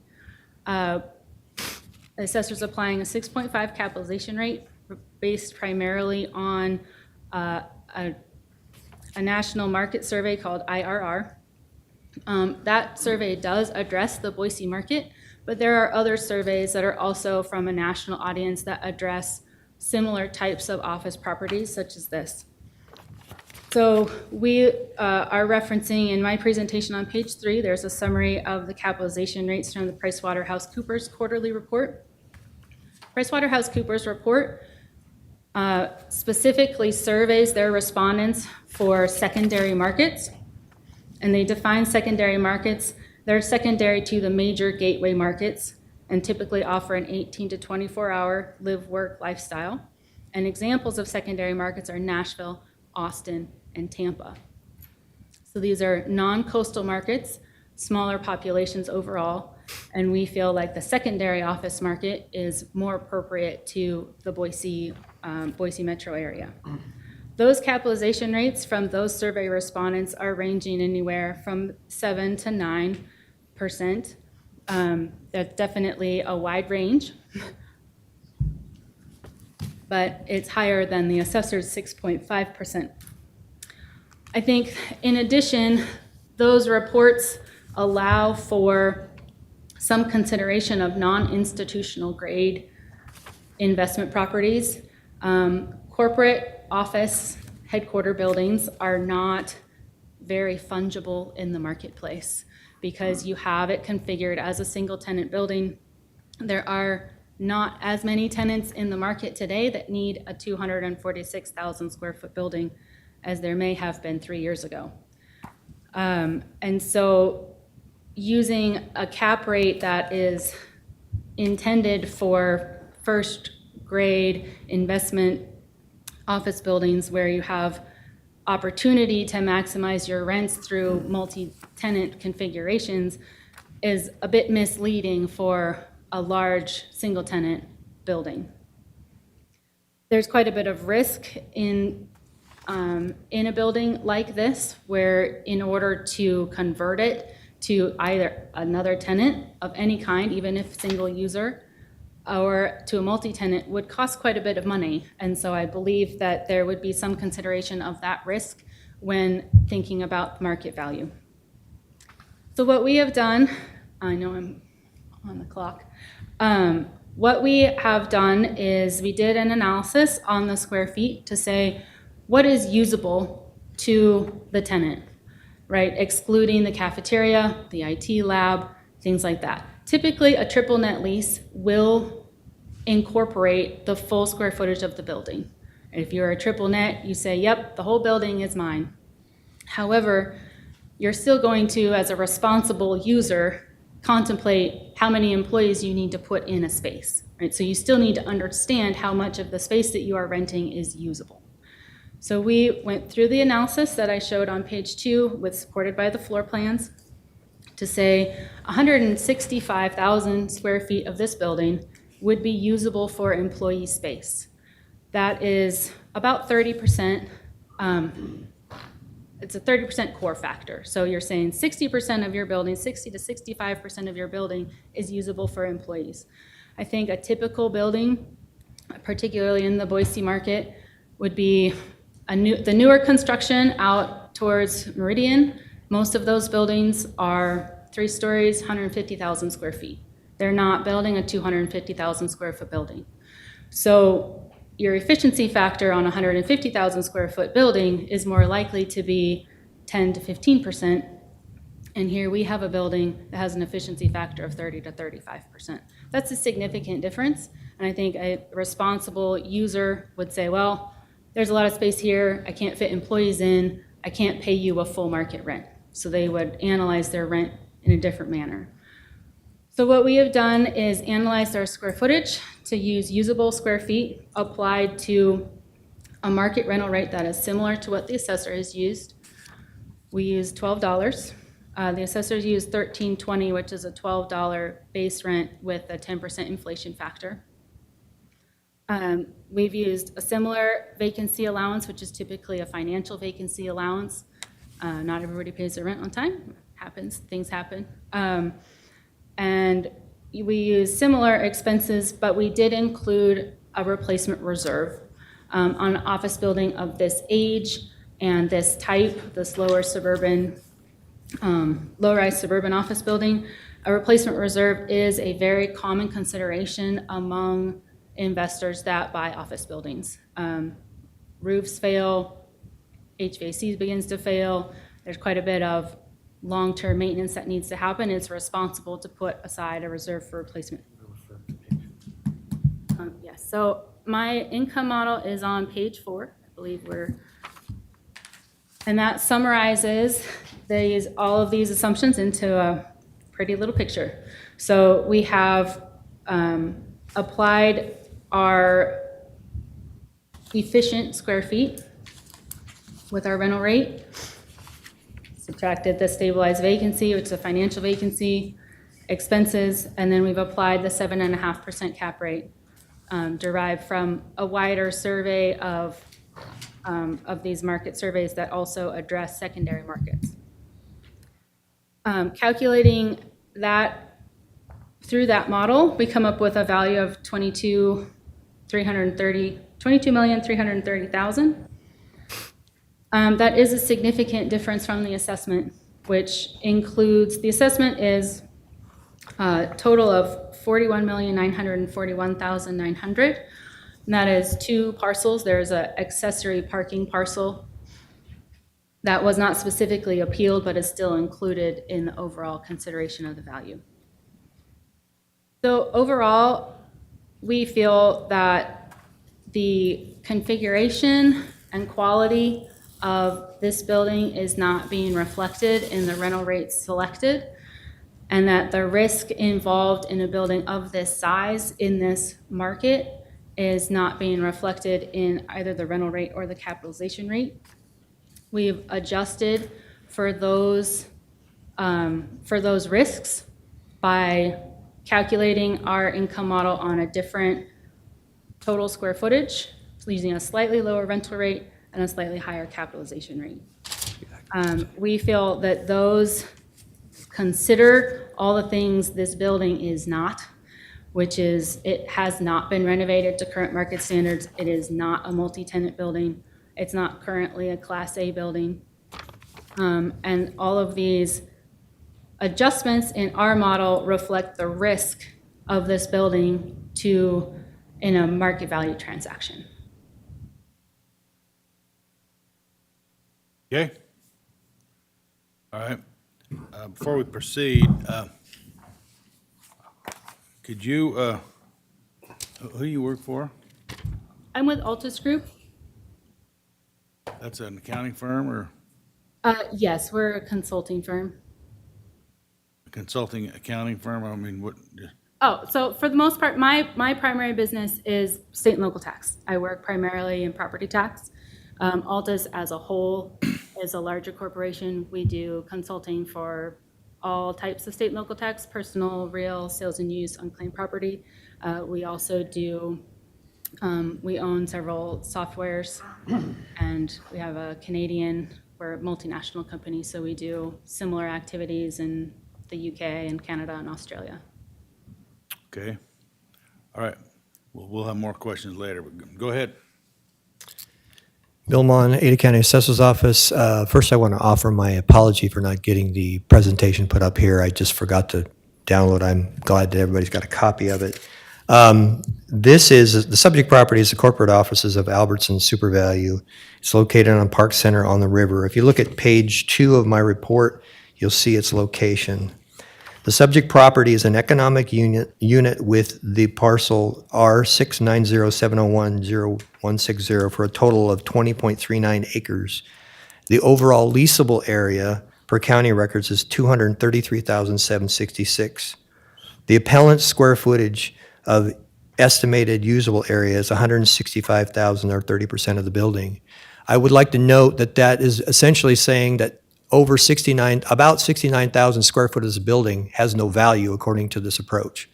When you're looking at the value of the property, you're basically saying the income approach has been done, but that other 69,000 has no value. The county has verified with a longtime commercial broker familiar with the subject location and surrounding offices. He indicated that if he put this office on the market, it would be Class A by its location, and all other commercial brokers in the area would agree. So using Class B properties would not yield the appropriate valuation. Go to page 3. The first issue in the attachment submitted by the appellant references 2 properties after extensive research and review of data related to recent land or lease transactions involved in Class B office properties across the Treasure Valley market. 2 confirmed triple net lease transactions were identified. See page 4. So page 4, it's actually come up in the appellant's presentation so far. The first lease comparable is 1500 West Shoreline, about 5 miles away from the subject property. The property prior to renovation was the former Kmart building. This is a single-level office building currently marketed at $16.50 a square foot. I recently confirmed with the owner's representative on this property that $15 a square foot is where they believe market to be. Quite different than the lease rate of $11.50 prior to the remodel of this property. The execution date of this lease was November 19th, November 1st, 2019, and the lease began July 1st, 2020, 18 months prior to the current assessment, just before the remodeling was complete. The appellant's information states that this is a Class B property, not Class A, as noted by the local broker that I just mentioned. If you look at page 5, this is a picture of the comparable. It is a single-level office building off of Shoreline and River in Boise, Idaho. The second lease comparable is 350 North Mitchell, over 8 miles away from the subject. It is also another single-level office building located 8 miles from the subject. I mentioned that already. And in an area of mixed office and industrial buildings, a lot of flex type of buildings off of Emerald and Mitchell.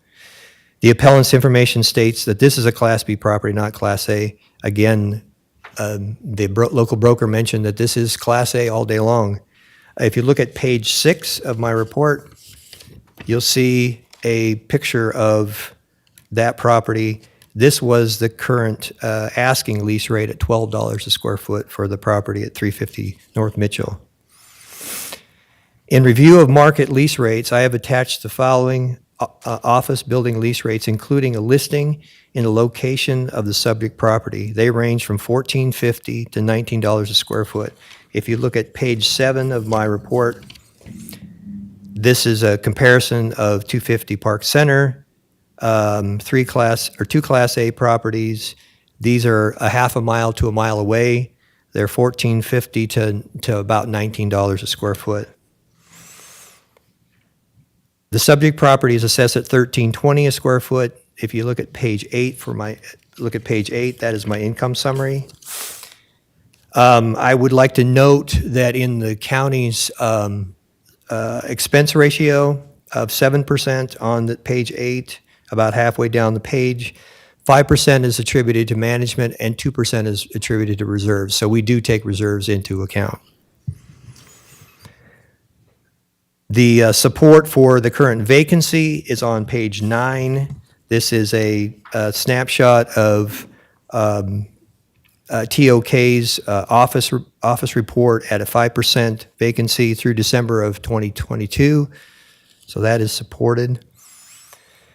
The issue of capitalization rate is applied as the next topic. The capitalization rate applied in this analysis, according to the appellant's information, is 7.5.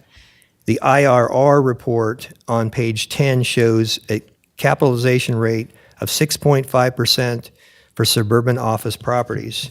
If you look at page 10, and it's just the way that it comes out, for Boise suburban properties, it is 6.5. I would make a note that this is specific to Boise, and it's not a national. It is specific to Boise, Idaho. We know the person who takes care of this is a local appraiser within the area.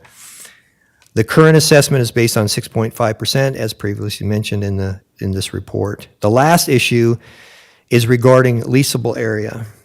In the appellant's information, a pro forma income model was prepared using the estimated usable area instead of the total leasable area. I draw your attention to, and it's kind of mentioned here, I draw your attention to page 11 of my report, and it says, based on the estimated areas that are usable for employee desks, this building is 65% efficient. The summary of these estimates is shown in the following table. Typically, on triple net leases, the prorated of expenses is charged to the tenants based on the total leasable area. This would include restrooms, elevators, break and conference rooms, and cafeteria space. The county shows a total leasable area of 233,766, which would include all these areas. I would draw your attention to page 12. And page 12 again, is using a 165,000 square feet. As mentioned before, we're not applying any value to the balance of that building with those areas, like it mentioned, with the restroom, elevators, break rooms, and cafeteria and such.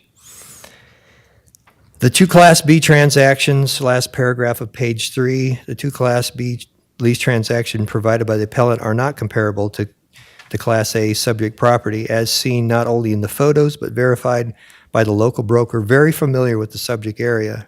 The overall lease rate used in the assessment is more than supported. The capitalization rate used in the assessment is verified by a local report. I believe, given all these factors, that the assessment is fair and equitable. Thank you. Okay.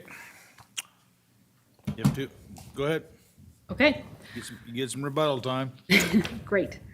I did want to point out that the super value does not have access or use of this building in any way. So it is just Albertsons.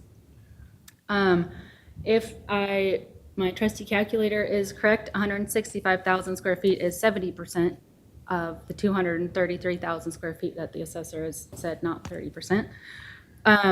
And I do think that we're using the same lease comparable of 1500 West Shoreline Drive. The Albertsons building has not been renovated. And if the broker for the 1500 West Shoreline Drive is saying that the current market rent is $1,650, that is after significant renovations. So we're not considering in the rental rates that there need to be money spent up front. There's also not considering that a lot of the leases in the market at these face rents that the assessor has proposed are for much smaller spaces, 30,000 square feet, 60,000 square feet.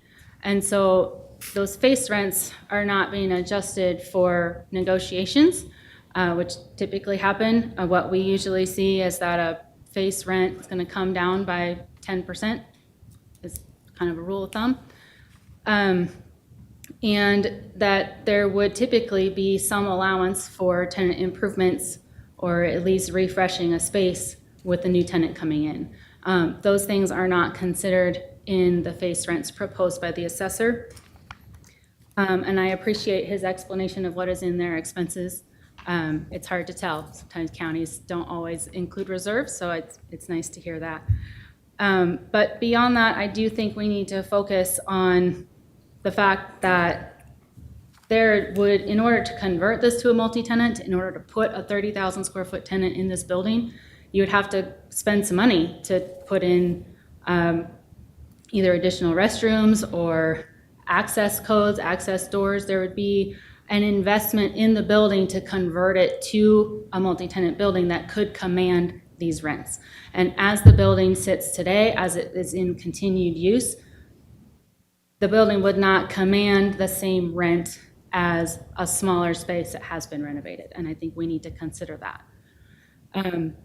Within the IRR report, although they may have a specific mention of Boise, the PwC report that I proposed also surveyed a broker or a participant in the market that is located in the Mountain West region / Boise. That's on page 3 of my presentation. So I think that, these reports are considering Boise as a market. They consider it a secondary market, and that needs to be accounted for in our analysis. I believe that's all at the moment. Okay. Questions? Yes, I have a couple of questions for you. I believe in your presentation, you're wanting the property to be assessed at $17,576,000? For this parcel that is under appeal, there's a secondary parking parcel that adds $4 million to that value. So yes, the parcel under appeal, that's the requested value is 17. And in the filing, you put you wanted the parcel, you thought the property was worth 19 million. How much is this property carried on the books of Albertsons for the balance sheet? That I don't know. I'm happy to ask them. I'm just curious. I mean, I don't know if that makes a lot of difference in the assessed valuation, but that would make at least some representation of what the corporation feels that the property is worth. Go ahead. Any other questions? You have any questions?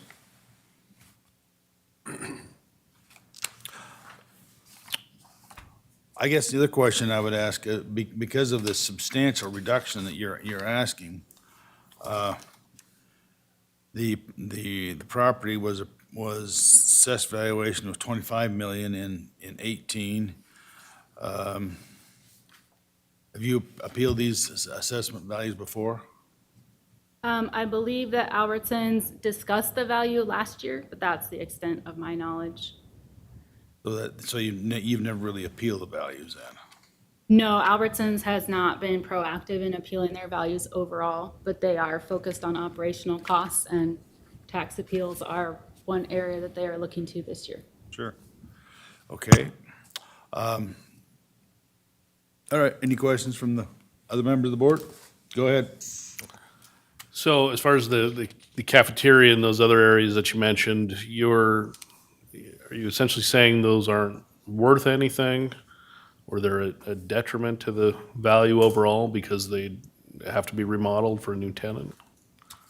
I am saying that it would need, the efficiency factor of the building needs to be considered, that those spaces wouldn't exist in a market comparable. They don't exist in the other buildings in the neighborhood, and they need to be accounted for in the valuation. And whether that's through the efficiency factor like I proposed, or whether it's through a slightly lower rental rate, I think a responsible user would not say, oh, I'm going to pay you a full market rent if I can't fit the number of employees I need into a space. So isn't that maybe speculating that the next tenant would be a multi-tenant as opposed to a single entity? I mean, a single owner would want the cafeteria and those same types of spaces, right? I think that would depend very greatly on the user. Albertsons is not currently using the cafeteria. It's dark. But so then you're saying it's subjective based on who the new tenants would be? Yes, but I believe any income approach when you have a single owner occupied building is subjective by nature. So that would make the county's assumption subjective as well, I believe. So, I mean, we're trying to establish a market rent for a building that's not currently rented. Trying to consider all of the factors that would go into determining that market rent is what we're trying to discuss today. Could the assessor's office address that? As far as the cafeteria and that type of thing goes? Yeah, I think you said you weren't factoring that in, or? No, I mean, essentially, if you typically look at a building that has these kind of amenities to them, usually the common area spaces, whether they be cafeterias, break rooms, restrooms, whatever, on a triple net lease, you're paying essentially CAM charges, common area maintenance charges for that space. So you pay a pro rata share of those expenses for the area that you're in. And because this is we use a triple net lease, that is a normal common thing. Anything other than that, I mean, again, we're not applying any value to that space, but it does have value. We know it has value because it is an amenity to the building. You have any other questions? And then their argument about, if a multi-use tenant moved in, there'd have to be substantial upgrades or remodels, and that would affect their market rate. Could you address that? Well, first of all, the property has been remodeled over the last 5 years. There have been things that have been done to the building where they've gone in specifically in areas. I didn't bring that. I could have done that, but given a 5-minute window, I could have said what the last 5 years have been done, to the building. But as far as the multi-tenant thing goes, again, it is speculation because as of the first of the year, It was the corporate offices of Albertsons specifically. So January 1st is our assessment date, what we're actually looking at. So as of that day, it's a single unit or single user office building. You have more questions? Not at the moment. You have any questions? I guess to both of you, is there any way to establish the value that Albertsons puts on this? Albertsons is in the process of negotiation, other things corporate-wise. They're putting value on things and assets that they have. Is there any way that we can ascertain that value?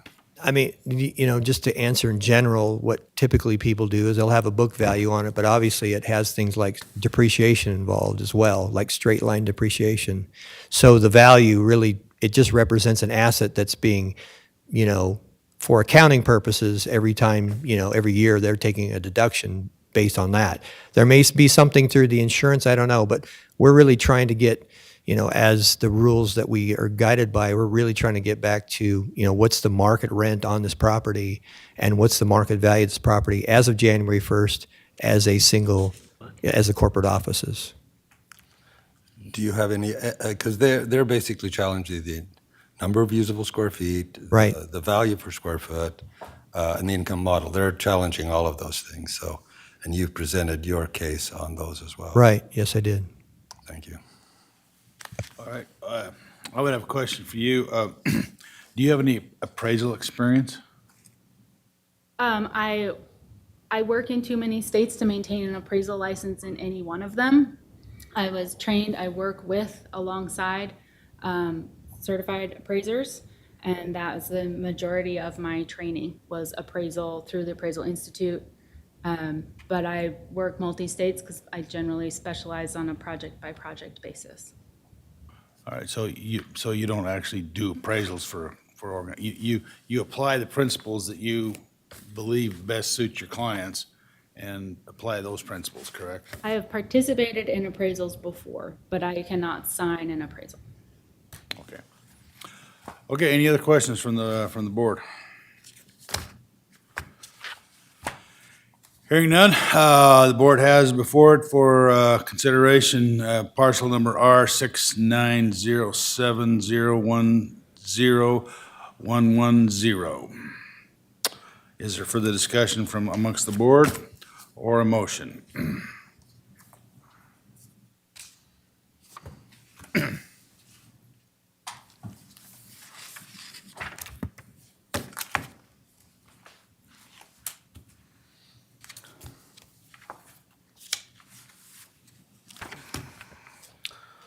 Well, Mr. Chair, I'll go ahead and make a motion and can discuss more if we need to. But I'll move that the Board of Commissioners, sitting as the Board of Equalization, uphold the assessor's valuation on parcel number R69070101110 and authorize the chair to sign the document on behalf of the board.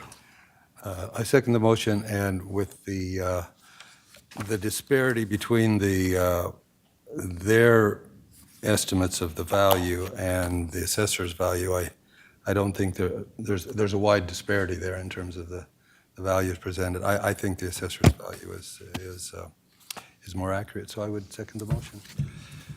All right, you've heard the motion. You do have appeal rights, of course, and you can make a broader presentation at the Board of Tax Appeals, because, as you know, we're kind of limited. But you can have you can make a bigger case, if you will, with the and maybe the balance sheet might be something you can present to the Board of Tax Appeals. I don't know, but anyway, you've heard the motion. All in favor, say aye. Aye. Aye. Aye. Motion carries. Thank you. Thank you. Thank you.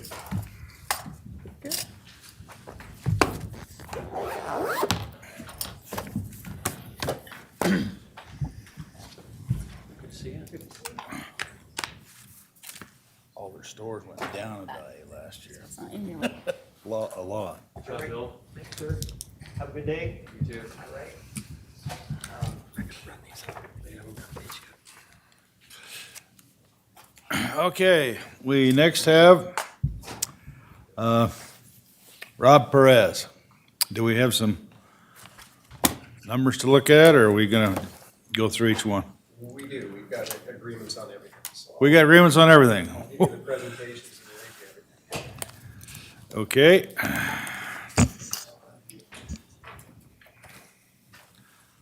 So Mr. Perez was correct then. Yes. He can talk to you and you can come up with, Just some quick preliminary. yeah, go ahead. Comments, if that's okay. Sure, go ahead. So, I'm having sat through this, I'm pleased to see that a Class A credit tenant has a 6.5% cap rate, while I'm got a 6% cap rate. But at any rate, it is what it is. But I would say that, and clearly the resulting values are well above what I had hoped for, but Craig helped me understand some things from the standpoint of appraisal practices. The assessor's office sees it, which I appreciate. I made some adjustments given, I think, the constraints of the land values. And I guess the only reason I want to make any comments at all is, clearly I think that the values that were being concluded exceed the economic value from my perspective.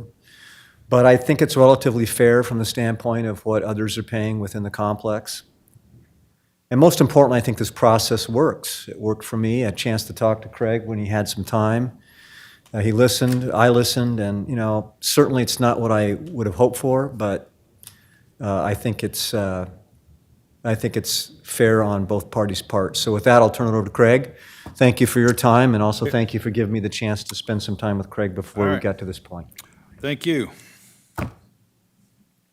Okay, adjustment-wise, shall we just follow the schedule of the docket? Yeah, I just go down through the docket. The first one, 100. Okay, perfect. So that value we're adjusting to 16,800, and these are all condominiums, so they'll all just be one value. Right, so this is 16,800, right? Yes. Yes, sir. We want to do these individually? So yes, let's just do, we'll do a motion on each one of them then. Okay. Okay, so let's do a motion then. Okay, so Mr. Chairman, I move that the Board of Commissioners sitting in the Board of Equalization modify the valuation on parcel number R1820990100 for a land value of 16,800. Is there a second to the motion? Second. Okay, you've heard the motion. All in favor, say aye. Aye. Aye. Aye. All right, motion carries. Okay, now we'll do 80. Okay, we're adjusting that value to 30,200. Okay, I'll accept the motion.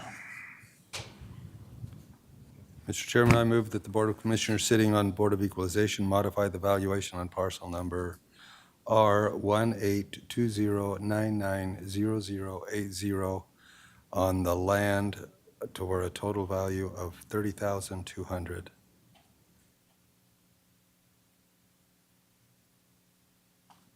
Second. All right, you've heard the motion. All in favor, say aye. Aye. Aye. Aye. Motion carries. Now we'll do 60. Okay, we're adjusting that value to 29,700. Okay, I'll accept the motion. Chairman, I move that the Board of Commissioners sitting at the Board of Equalization modify the valuation on parcel number R1820990060 on the land value for a total of 29,700 and authorize the chair to sign the documents on behalf of the board. Is there a second to the motion? I'll second that. Okay, you've heard the motion. All in favor, say aye. Aye. Aye. Motion carries. All right, 40. We're adjusting that value to 21,800.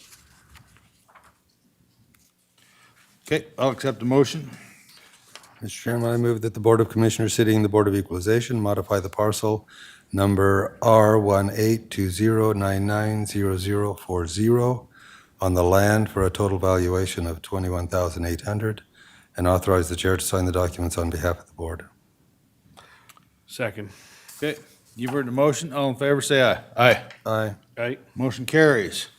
We'll next do 50. Okay, we're adjusting that value to 25,900. I'll accept a motion. Mr. Chairman, I move to, that the Board of Commissioners sitting in the Board of Equalization modify the valuation on parcel number R1820980050 on the land for a total valuation of $25,900 and authorize the chair to sign the documents on behalf of the board. I'll second that. Okay, you've heard the motion. All in favor, say aye. Aye? Aye. Motion carries. Next up is 40. Okay, and we've got the same value. It'll be 25,900. I'll accept a motion. Mr. Chairman, I move that the Board of Commissioners sitting on the Board of Equalization modify the valuation on parcel number R1820980040 on the land for a total valuation of $25,900 and authorize the chair to sign the documents on behalf of the board. Second. Okay, you've heard the motion. All in favor, say aye. Aye? Aye. Motion carries. Thank you. Next up, 20. 20 is 25,900. Did we miss 30? Oh, I see. Never mind. Sorry. Yeah, you're right. They're both 25,900. Sorry. This is 20 we're talking about, right? Yes, sir. Yeah. Mr. Chairman, I move on that the Board of Commissioners sitting in the Board of Equalization modify the valuation on parcel number R1820980020 on the valuation of the land for a total valuation of $25,900 and authorize the chair to sign the documents on behalf of the board. Second. Okay, you've heard the motion. All in favor, say aye. Aye? Aye. Aye. Motion carries. Now we have 30. Okay, this one is also 25,900. Mr. Chairman, I move that the Board of Commissioners sitting in the Board of Equalization modify the valuation on parcel number R1820980030 on the land for a total valuation of $25,900 and authorize the chair to sign the documents on behalf of the board. Okay, you've heard the motion. All in favor? No, you didn't get a second. Second. You've heard the motion. All in favor, say aye. Aye. Aye. Aye. Motion carries. Okay, now we have, move on to this would be 100. Okay, 100 we're doing with no changes. No changes, all right? I'll accept the motion. Mr. Chairman, I move that the Board of Commissioners sitting in the Board of Equalization uphold the assessor's valuation on parcel R1820970100 and authorize the chairman to sign the documents on behalf of the board. Second. Okay, you've heard the motion. All in favor, say aye. Aye. Aye. Motion carries. Now we'll do 80. Okay, this one is also no changes. Okay, I'll accept the motion. Mr. Chairman, I move that the Board of Commissioners sitting in the Board of Equalization uphold the assessor's valuation on parcel number R1820970080 and authorize the chairman to sign the documents on behalf of the board. I'll second that. You've heard the motion. All in favor, say aye. Aye. Aye. Motion carries.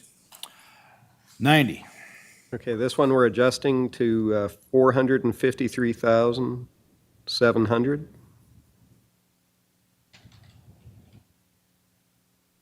Okay, is there a motion?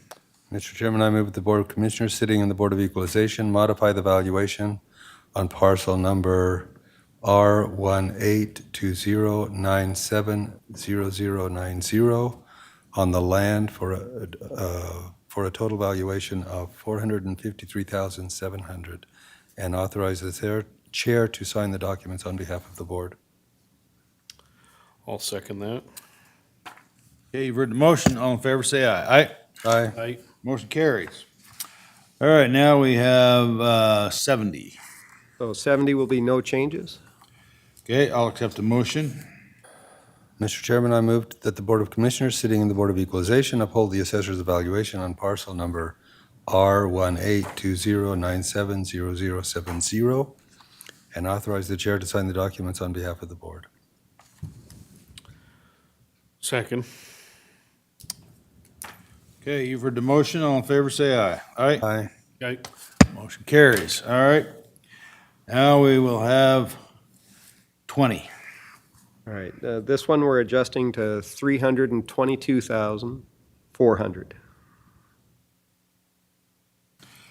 Okay, I'll accept a motion. Mr. Chairman, I move that the Board of Commissioners, sitting as the Board of Equalization, modify the valuation on parcel number R182097100120 on the land for a total valuation of $322,400. I'll second that. Okay, you've heard the motion. All in favor, say aye. Aye? Aye. Aye. Motion carries. I think that does it. Yes, sir. Thank you. Okay, so, I'll just say, I want to commend both parties for being able to work together to find some solutions, and I'm glad we have a little bit of flexibility in this process that we can help facilitate that. So thank you for all your good work. thank you. And I would agree with that, Mr. Pears, especially for sitting down Yep. with us and doing that. Thank you. Yes, thank you, sir. So we will be adjourned until 2 o'clock. Correct? Yep. We're off the record.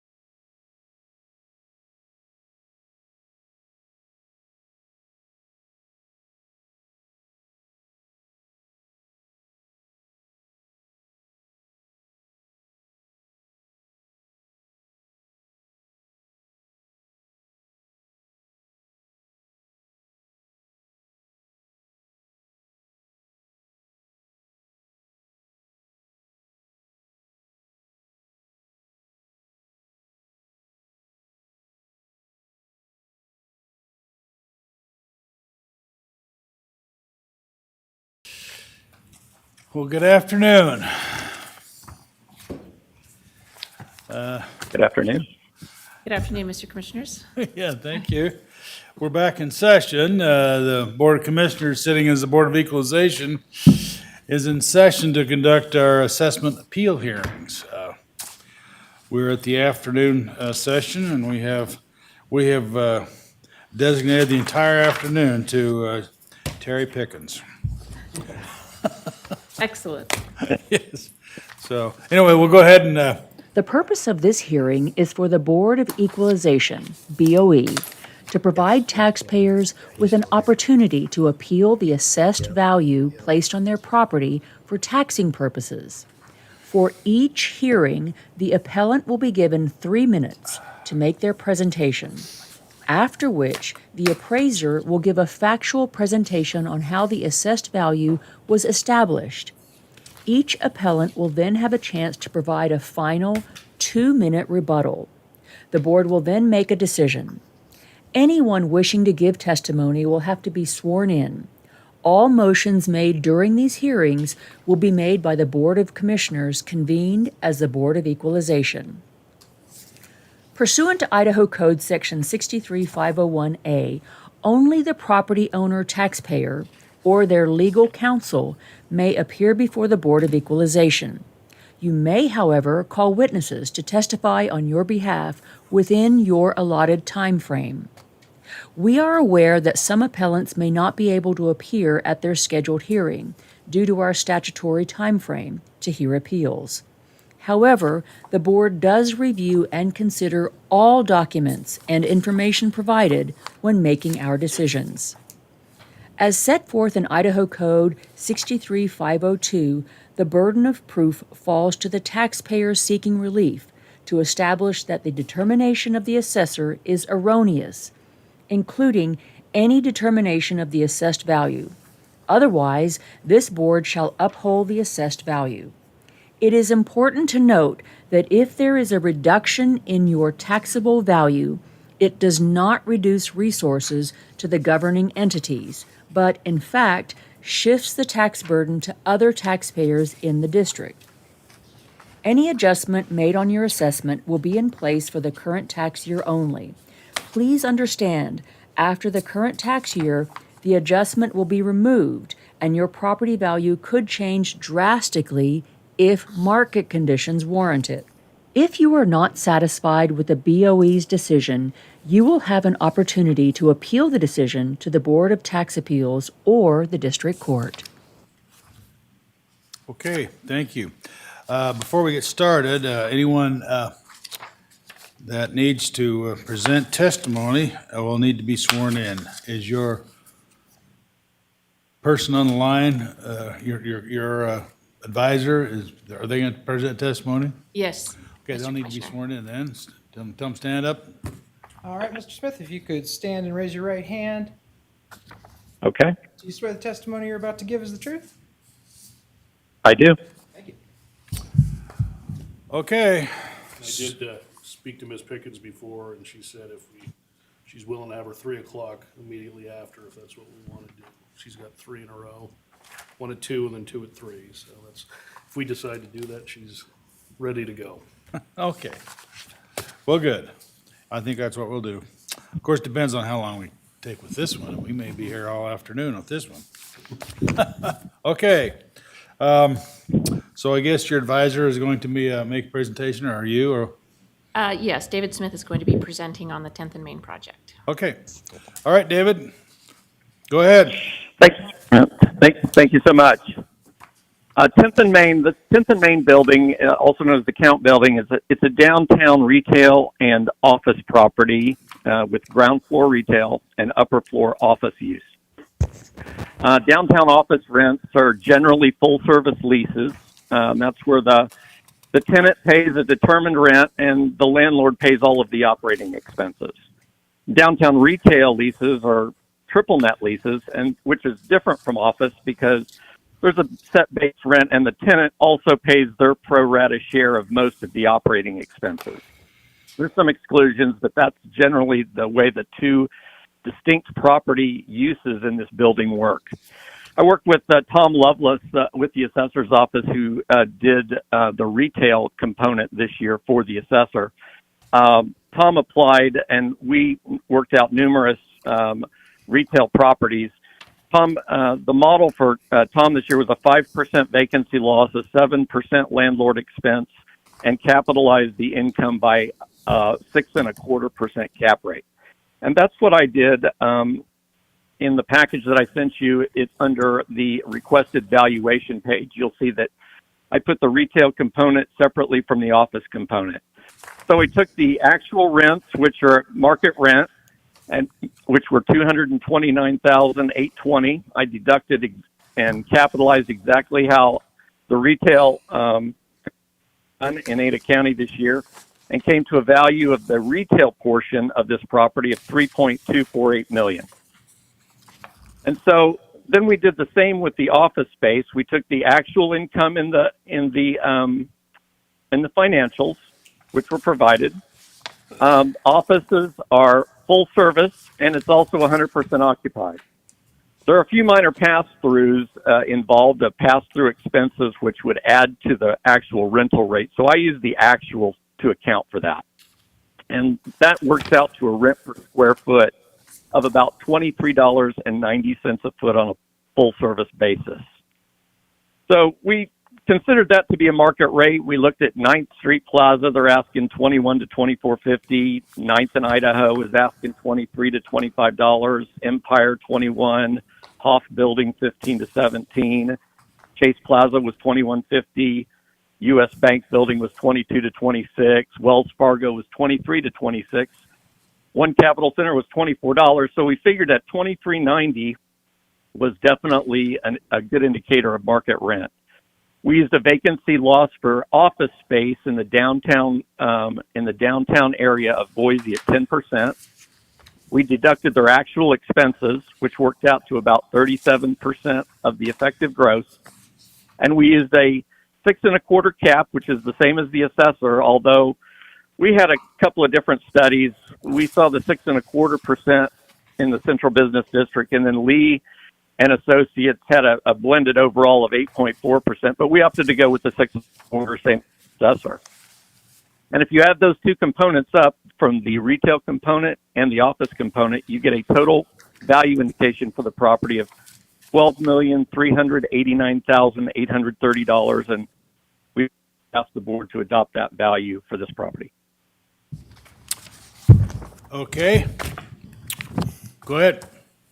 Yeah, this is Bill Mon, Ada County Assessor's Office. The subject property is on the northeast corner of 10th and Main in downtown Boise. If you look at page 2 in the aerial, you'll see that it's on Main and 10th Street. The subject property was purchased in January of 2018, and when the owners bought the property, they wanted me to walk through it. So I walked through this building.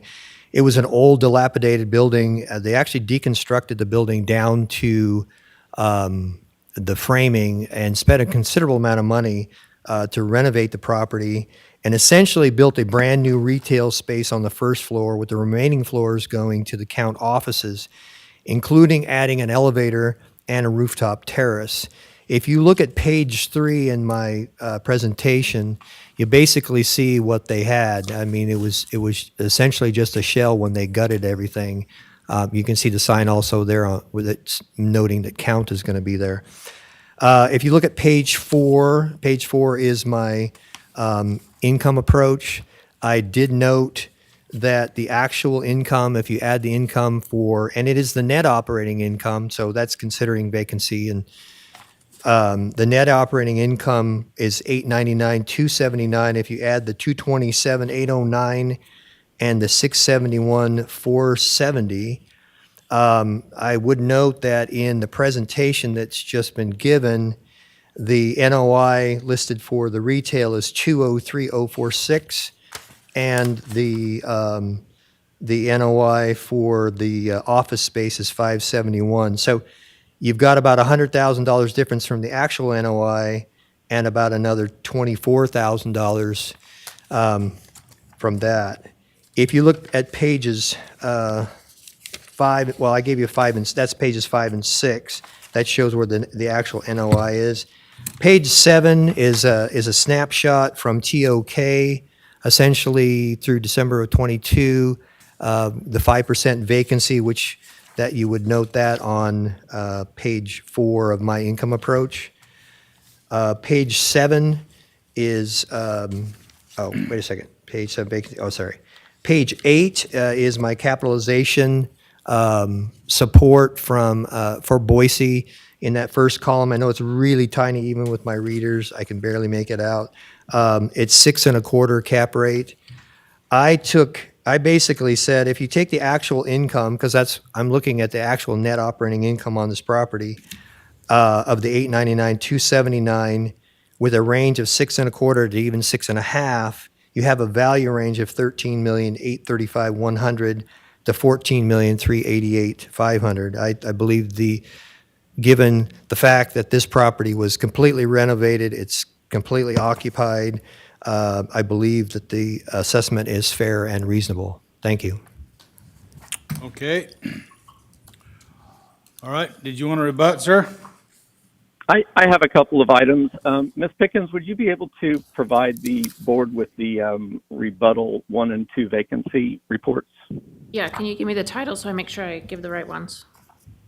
They're the vacancy, let me see, it's the,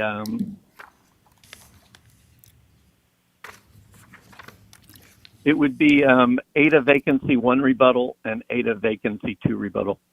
Okay, one quick question. Hold on just a sec. One is a email from Tom Lovelace, and the other is a court case from Got it. the Idaho board. That's what I needed.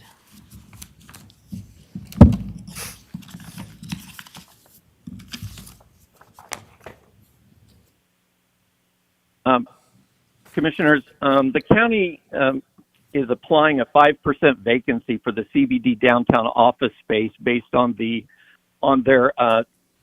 TOK market snapshot of the entire metropolitan area at 5.1%.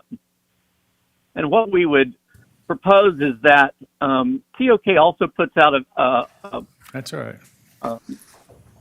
and we can also give them, Terry, the report that's titled vacancy reports.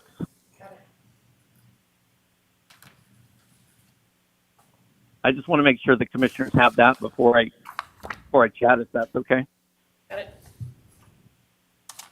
You have the vacancy reports, and then you have the rebuttal 1 and 2. So the county is using a 5% vacancy for the Central Business District downtown office space based on a generic overall 5.1% for the entire metropolitan area for office space.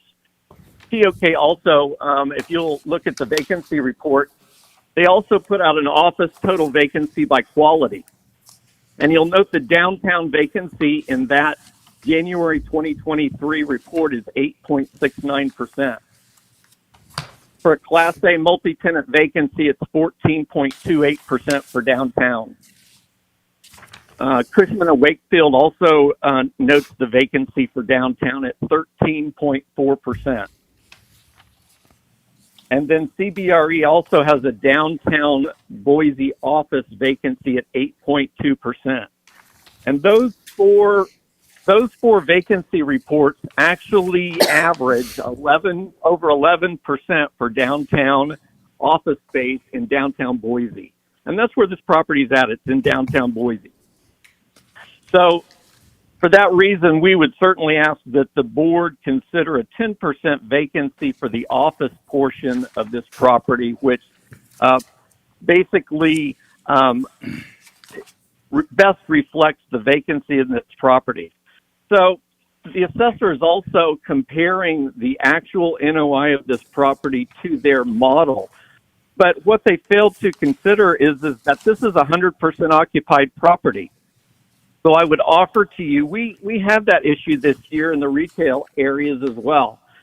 And I would offer an email that Tom Lovelace and I had on June 16th, 2023, where Tom, with the assessor's office, said, we allow for vacancy and collection loss year over year, even when a property is 100% occupied. So year over year, the value is slightly reduced from actual to account for any time period that they do have a vacancy. It seems right now they are 100% occupied, but we still allow for a 5% vacancy. And that's in the retail component. And then I would also point you to the Idaho Board of Tax Appeals decision that's in your packet. And in this one, Chief Deputy Brad Smith is actually testifying as the respondent. And Mr. Smith said, and I underline it in the second page, in the second paragraph, he says, to this 3% PGI and a vacancy factor of 10%, respondent acknowledged the subject's vacancy has never been as low as 10%. It maintained, however, the use of 10% was proper vacancy in the marketplace. Typical vacancy in this market, in the downtown marketplace, is a minimum of 10%. 10%. It's not the 5% that the assessor is using. And so basically, we would ask that the board consider, we use the actuals here, which are definitely at market.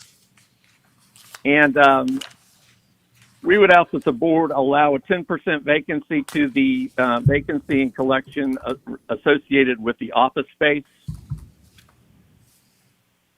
And that would result in a much lower value than the county's coming up with. And especially if the comparison of the actual NOI without any vacancy taken out, which is improper based on how the county does it on every other and testifies at the state boards is how it's supposed to be done.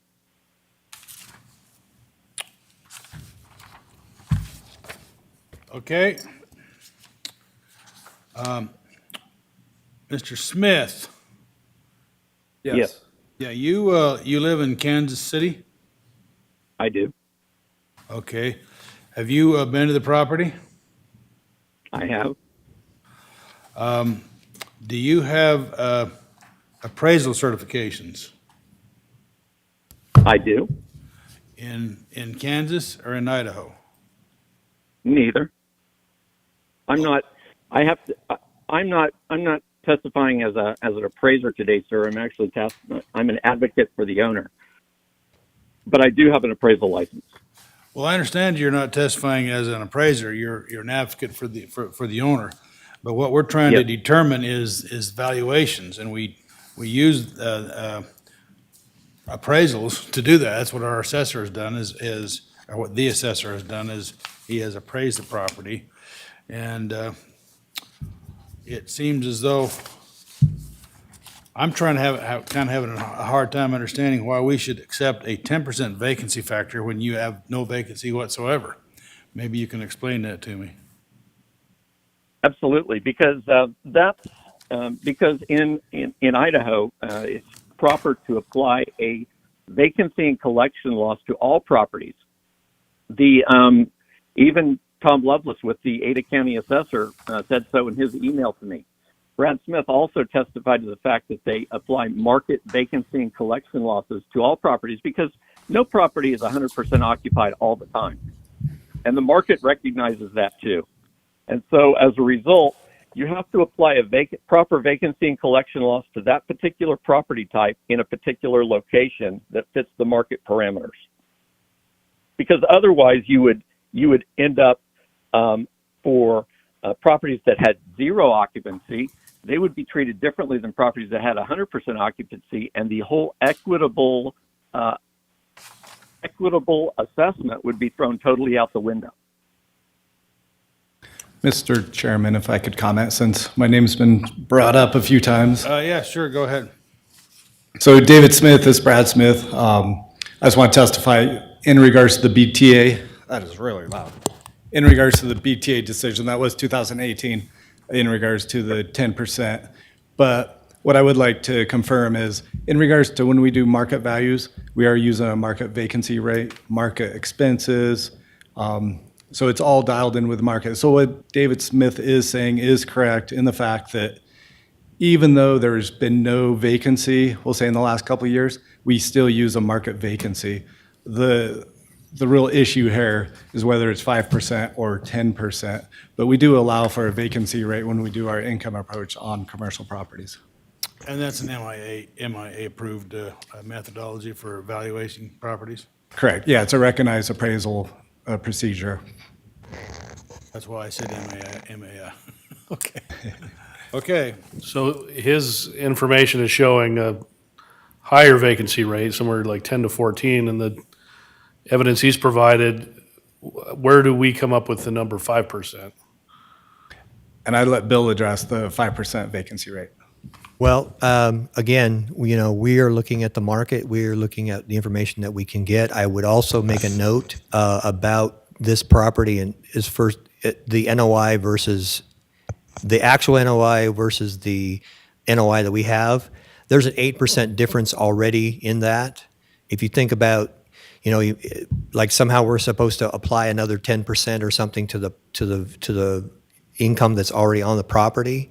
We have done 5% based on what we believe to be market for the property, and we're already 8% below the NOI, the actual NOI on the property. You see what I'm saying? Does that make sense? No.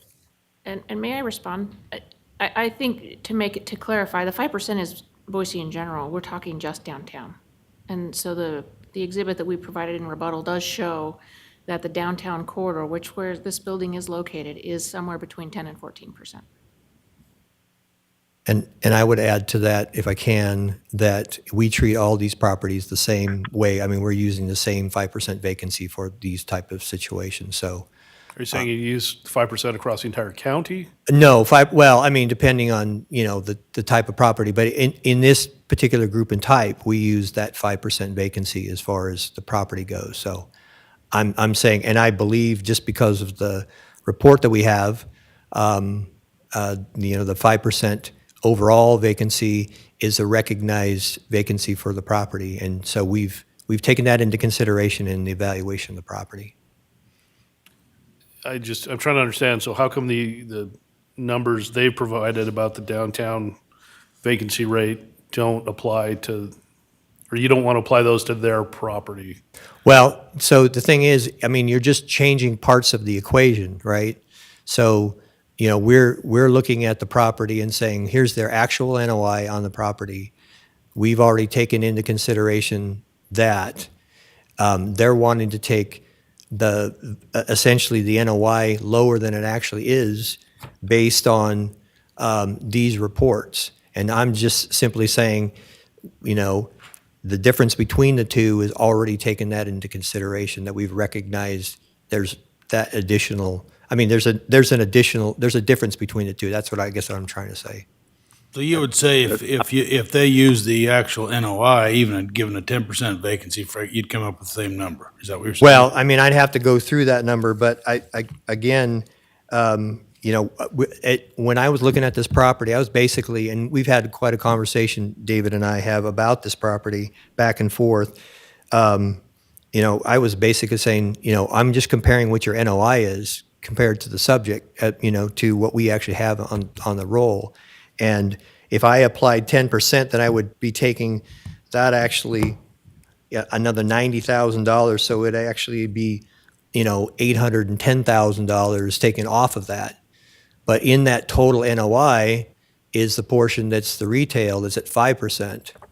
So we've recognized it in the retail portion of it. But again, we've also recognized the difference between these two numbers, that we're actually already below where their NOI is. So that's my conclusion on that. What's the appraisal standard for a blended unit like this? I don't know if there's an appraisal standard for the blended unit like this. I mean, we do mass appraisal, and so, we try to look at, what's mostly readily available, as far as vacancy, and we try to be consistent, as you've seen in other presentations that come through. And so we're just recognizing, we're looking at, what the overall market is saying, and we're trying to use that overall market vacancy to make that determination. Could I, would it be possible for me to comment? Sure, go ahead. Sure, because if you're looking at an actual NOI at 100% occupancy and comparing it to your numbers where you're taking out a vacancy, you're looking at two different types of numbers. That's why you can't compare the two, because the owner of the property is still entitled to some vacancy, exactly like Mr. Smith just testified there. And so, I would offer that if you break out the two components and just simply add them together, the retail is totally different and has different vacancies, it has different expenses than their office component. To try to blend them really is, you can't really do it, only because there are some pass-through expenses, some not pass-through expenses. And the way I did it on my analysis was I actually used the assessor's model for the retail, and I took the actuals, applied to the downtown market vacancy for this property, which is way better representative of downtown office vacancy than just the overall metropolitan area. The survey showed that. I used the actual expenses and used the assessor's cap rate. Okay. Is there any other questions? I guess my question is, we're talking about equalization, and when you apply this and give them that at 100% vacancy or 100% occupancy compared to the others, then how true is the total downtown figure in relation to equity and evaluation? Because if they're at 100% occupancy and the average is 8.69, that giving them 5% is actually giving them a benefit because it's 100% vacancy. I guess I'm trying to relate those things together in terms of equity, because back what it said at the beginning, the instruction, if someone gets a tax break, someone else has to pay it. We're not giving, so equity again. Yeah, I mean, we're not taking properties and applying no vacancy to properties. I mean, we're applying vacancies. We do properties in what we call groups and types, and so Correct. So within those types of properties, we're trying to apply a market vacancy from what we can derive from the market on those equitably. The same on any other property like you would have that in that area. Right. Would it, Mr. Commissioners, if that's truly the case, then why don't we use the $20 rent that the county? I believe that's true. Office goes there. I'm using actual at like $24. If we're going to use the county 5% that they put on their survey there, why don't we use their $20 rent? Well, there's a lot to discuss here, and I think I've narrowed it down to what the actual issues are. Is when you apply a different vacancy factor and you apply the different net operating income, you get different values, and those are you have indicated that the standard for a professional MAI appraisal is about a 5% vacancy factor, depending on the market, correct? Well, and that's the thing too. I mean, I've talked to brokers, where sometimes they don't even apply a vacancy when they come up with a valuation. We're having a recognition, kind of like what Tom said, about the retail stuff, because Tom and I have properties downtown that kind of overlap where there's more retail than office. So he's got some mixed use things, and he's applying that same type of 5% vacancy in those areas as well. And what we're trying to do as a board of equalization is establish the market value. Right. And we're using these various components to determine the market value, correct? Right.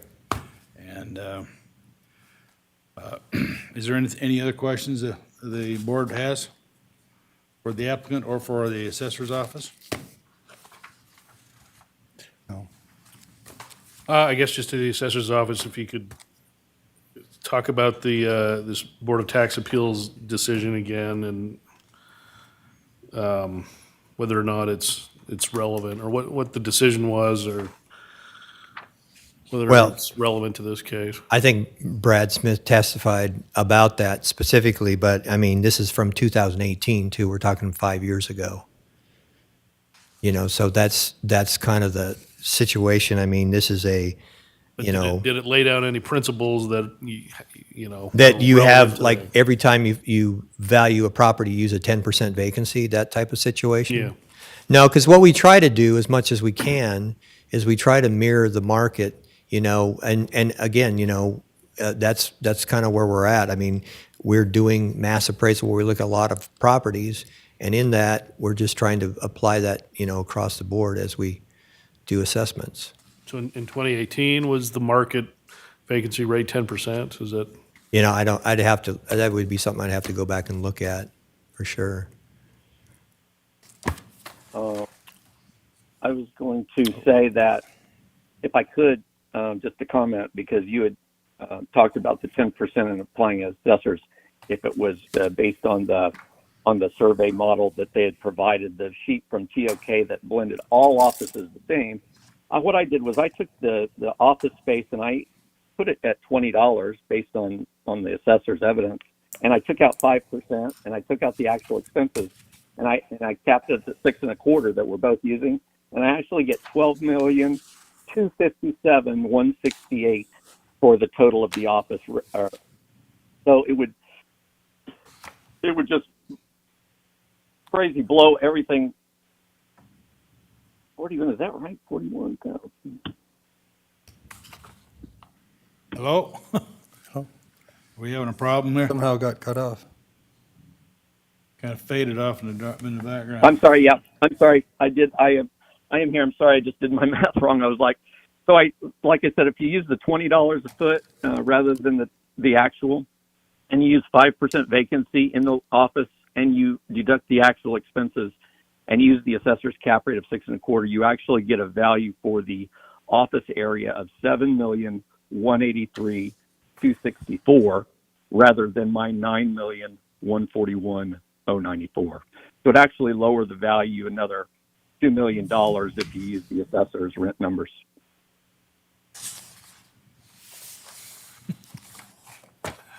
Okay. All right. Any other discussion or questions? Okay, before us is the parcel number R10130000976. Any discussion from the board or a motion?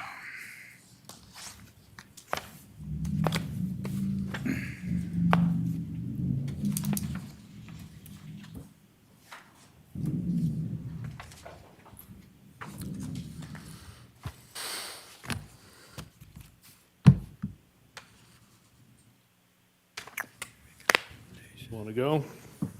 Well, Mr. Chairman, in my opinion, the just comments. Again, the obligation is on the applicant or the taxpayer to make the the case for the assessors not doing it properly, and I don't think they've done that. So, I wouldn't support changing the assessment from what the assessor has meant. And again, this will, if they disagree, if we do this and they disagree, they will be able to go to the Board of Tax Appeals. Okay, do you have anything to add? I think some reasonable evidence was presented regarding the market rates, but I'm just asking questions back and forth. I can't quite get to the point where I think it's going to overturn the assessor's decision. So I will move that the Board of Commissioners, sitting as the Board of Equalization, uphold the assessor's valuation on parcel number R10130000976 and authorize the chair to sign the document on behalf of the board. I second the motion. Okay, you've heard the motion. Any discussion, further discussion? All in favor, say aye. Aye. Aye. Motion carries. Thank you. Okay, we next have parcel number R94530000021. Are we going to have Mr. Smith on this one as well? Yes, Commissioners, thank you. Okay, go ahead, Mr. Smith. Which one are we on? Thank you. This is a small medical office facility on the requested valuation page. I use the actual rent roll figure. They're $256,441 in actual rent. That's $40.45, which puts it basically above everybody else in the market. That's probably above market. Mr. Mon and I discussed several of these this year using that were equating rents of $25, $30, $35. This one's at the high end at $40.45, but we used it anyway. We said, let's use the actual rent. We took out a 5% vacancy and collection loss, which was the same as the assessor. We took out a 7% operating expense estimate, same as the assessor. We used the assessor's cap rate of 5.75% and came up with requested valuation for three parcels, because there are three parcels that make up this property, of $3,942,775. And so then it's proper, since we're only talking about the value of the primary parcel, we had no issue with the land values associated with the other two parcels. So then we would simply deduct the land value of the other two parcels that are uncontested. And I apologize to the commissioners. I actually made an error in my analysis. The assessor value of 1645 Northwest First. Thankfully, I did put a copy of the assessment notice in there. The value of 1645 Northwest First is actually $196,700, not the $117,300 I put in there. I have no idea where that number came from. So if you'll permit me to correct my error and insert $196,700 for that parcel and deduct those two parcel values from the $3,940,275 value of the total economic unit, you get a value for our requested parcel of $3,498,675. And that's basically using the actual rent, which is probably above market, and all the other assessor parameters that they used in their income approach.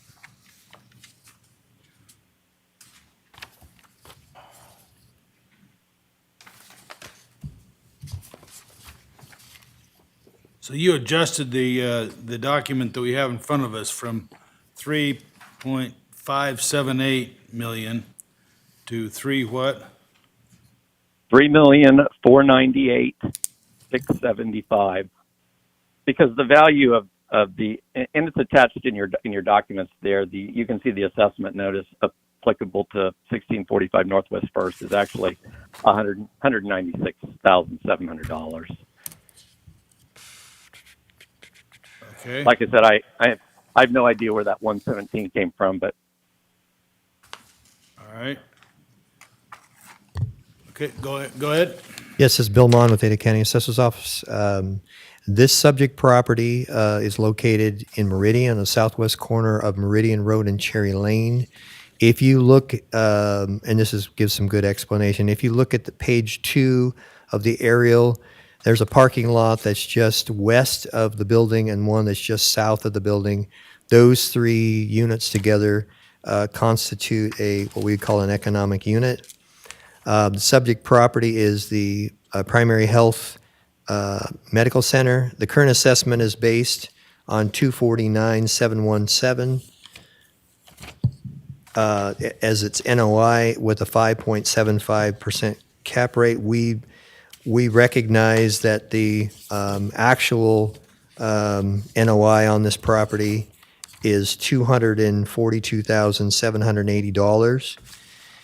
Since the indicated value using the agreed upon 5.5 cent indicated $3,780,700, I recommended when we were in previous discussions to go back to the 2022 value Since it's supported through the actual NOI and that cap rate, I believe that the county has recognized the increase was not supported for 2023, and the revision is reasonable and fair. And if you look at page 4, I attempted to give the commissioners what a revision would look like. Essentially, you've got the actual income, you got a vacancy and credit loss.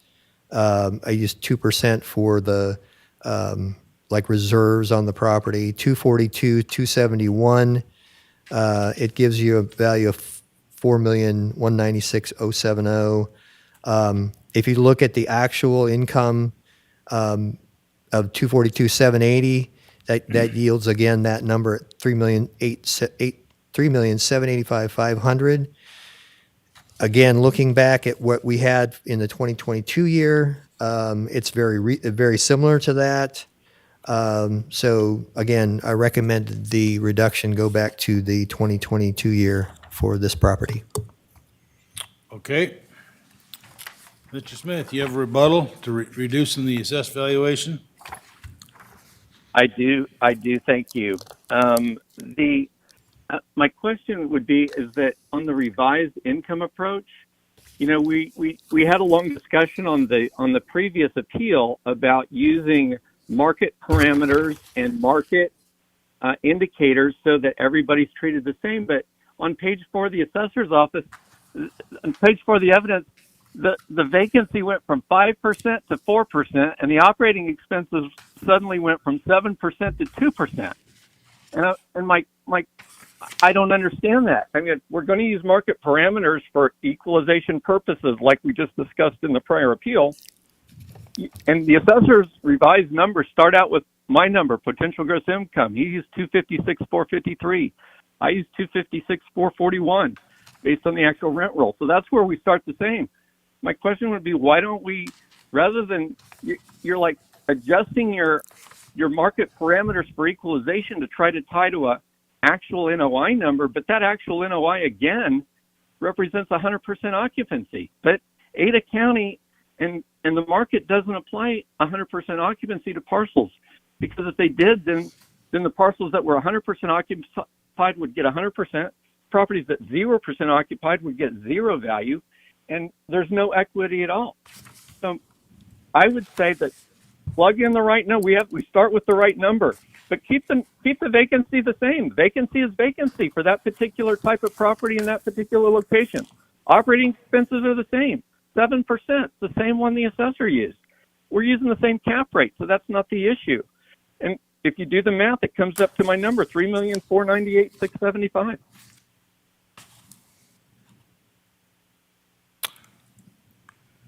Okay. Any questions?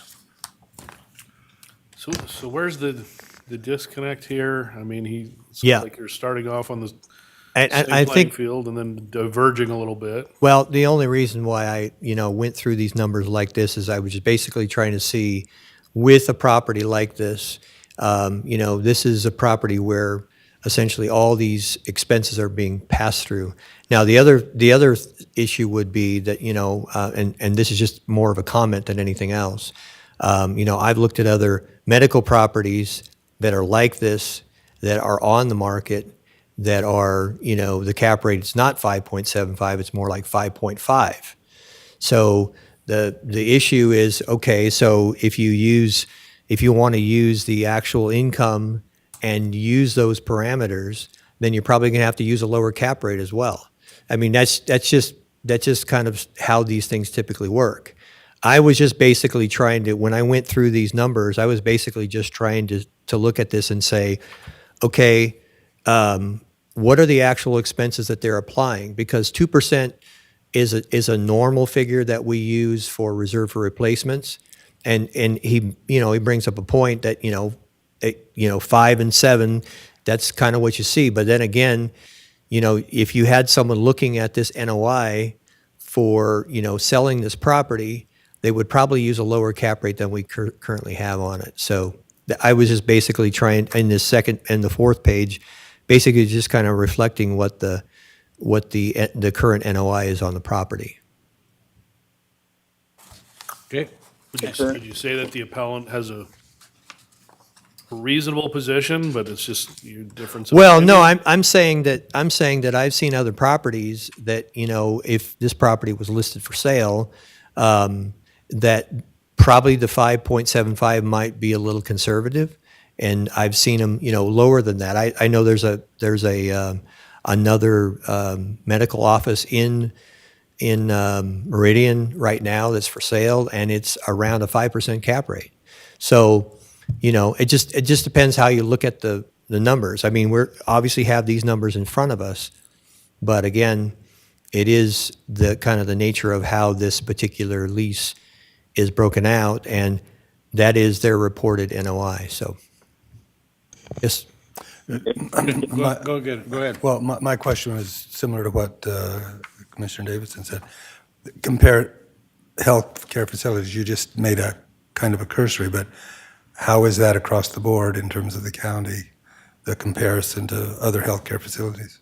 As far as the actual cap rate? All of these, the vacancy rate, the whole thing that. Well, again, you know, when I looked at this initially, I was looking at it, you know, comparing to what we actually used, and my recognition was, and I was high in my initial number, but then I came down to this number 249, and I said, okay, well, it isn't 249, it's 240, it's 242,780. So then I was basically trying to take recognition of the fact that, you know, this is the actual net operating income on the property. So, you know, we don't get a whole lot of information on these kind of properties as far as lease rates go. So we do have a lease rate on this, but again, it appears to be probably more of a absolute net lease on the situation. So again, the only thing I could add to that would be the fact that you would probably see on a property like this that the cap rate would be even slightly less than the 5.75. But that's just my footnote on this. Could I comment maybe? Yeah, sure, go ahead. Mr. Munn and I worked out several of these, actually numerous of these property types, and in every case, he used 5% vacancy and 7% operating expenses. And now for this one, we want to apply 4% vacancy and 2% operating expenses. And you know, if we want to do the board of, if we're going to equalize assessments across the board for these type properties as medical office properties, and we're using the 5.75% cap rate, which is well below any survey study out there. I mean, there are other office properties as well over 6%. And, you know, you can ask whatever you want, but at the end of the day, the 5%, it should be very simple. If you're going to use the actual NOI, just keep the other parts of the parameters the same, and it is what it is, however it works out, whatever the number is. But don't start changing the numbers to try to tie in with an actual NOI, and just remember that actual NOI is at 100%. There's no vacancy out of it whatsoever. Okay. Any other questions? Do you have a response to that?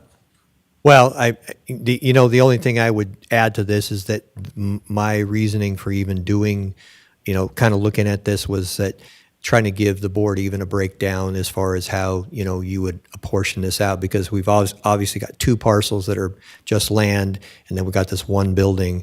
So, I was basically trying to say, if we use the NOI that we have, and then, look at the overall value and how it is, it seems to mirror the value that we had in 2022. And so that's kind of where I went with that. So your adjustment is? What's that? So your adjustment basically is 2022? Well, that's what I had recommended based on that. And again, I think David said it right. I mean, we don't get a lot of information on this. There are reports that show it's over 6%, but I've seen numerous properties that have been below the 5.75%. So, it just depends how the market looks at that property and what's out there. Okay. Any other questions before we move on? No. All right. We have before us parcel number 94530000021. And the question is on the assessed valuation. We've heard the pros and the cons, and I think the assessor has made a recommendation to reduce the assessed valuation to 37531. Is that correct? Correct. Okay, and the applicant is asking to reduce it to 3498675. So they're still a little ways apart, and it seems to be the main point of contention is vacancy rate and cap rate. 'Cause everything else is pretty much standard on the income. All right, so what's the pleasure of the board? Do we have a motion, or do we want to, I think for sure we should adjust it based on what the assessor recommended to 373.1, unless there's a reason to go further. Any question on any reason or any? I would agree with you, Mr. Chairman, that especially at the 2022 rate, I think gives some consideration for the appellant's concerns, but doesn't, I think, meets the needs in terms of equity. So I would say the same thing in terms of making that adjustment, but no further adjustment than what's been recommended by the assessor's office. Okay, is there any other discussion or a motion? What are those figures again? Give us those numbers, would you? Yeah, the land would stay at 212,200, and the improvement would be 3540900. Say that again, three what? 3540900 for a total value of 3,753,100. 3753,100.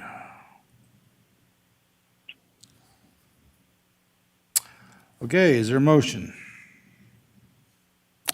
Mr. Chairman, I move that the Board of Commissioners sitting at the Board of Equalization approve the changes on the parcel listed under, so it would be 212,200 for the land, 354,900 for the improvements, for a total taxable value of 3,753,100.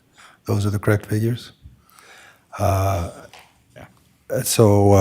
And authorize the chair to sign the documents on behalf of the board. Is there a second to the motion? Second. Okay, you've heard the motion. All in favor, say aye. Aye? Aye. Motion carries. Okay.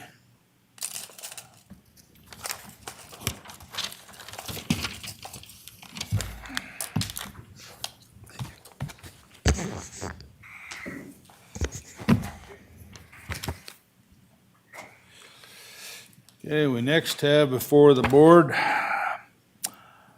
parcel number R307-377-0015, property located at 3000 East Pine.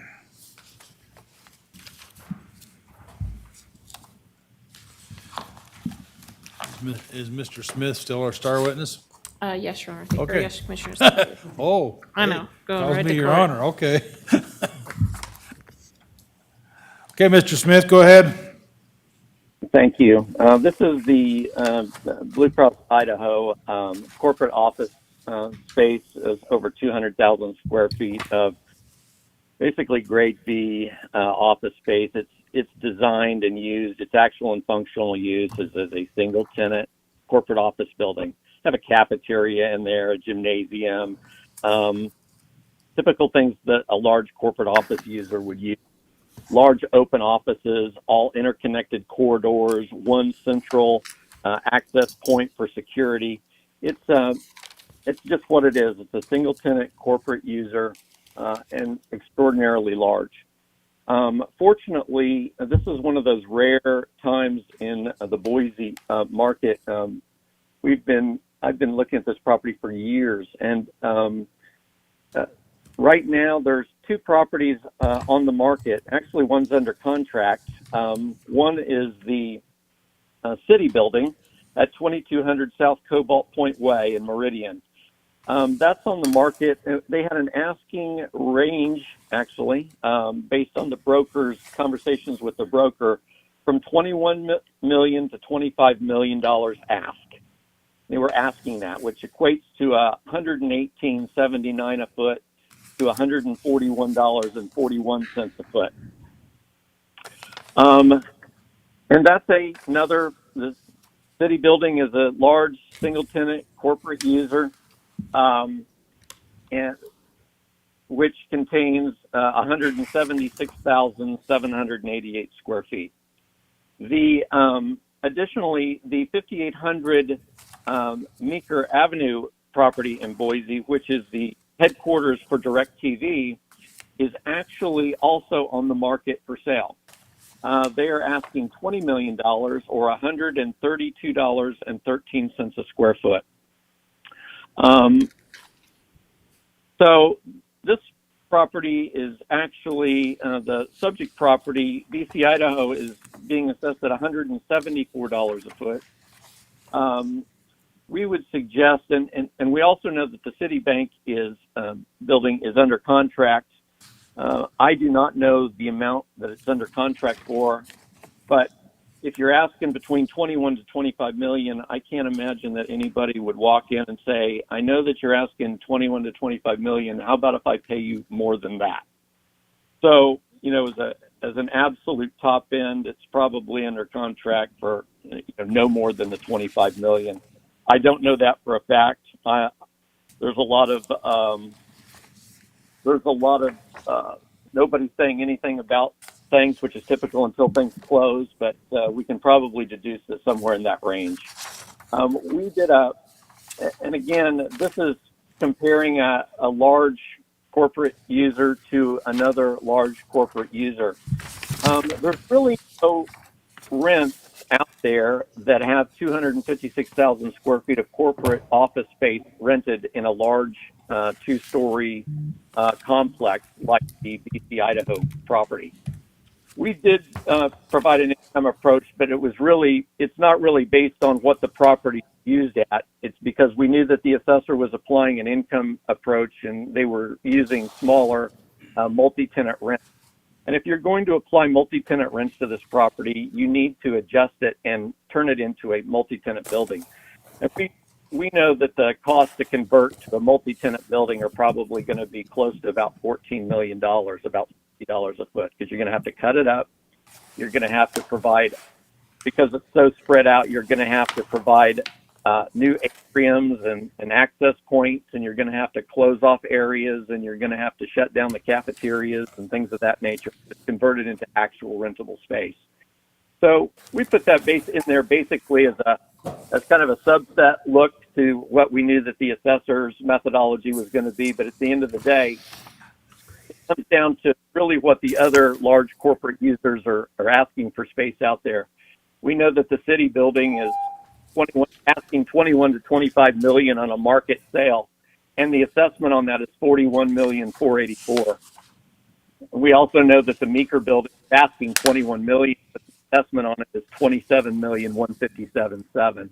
So there seems to be somewhat of a disconnect between large corporate user space assessments and what people are actually thinking that they're going to sell those things for in the market.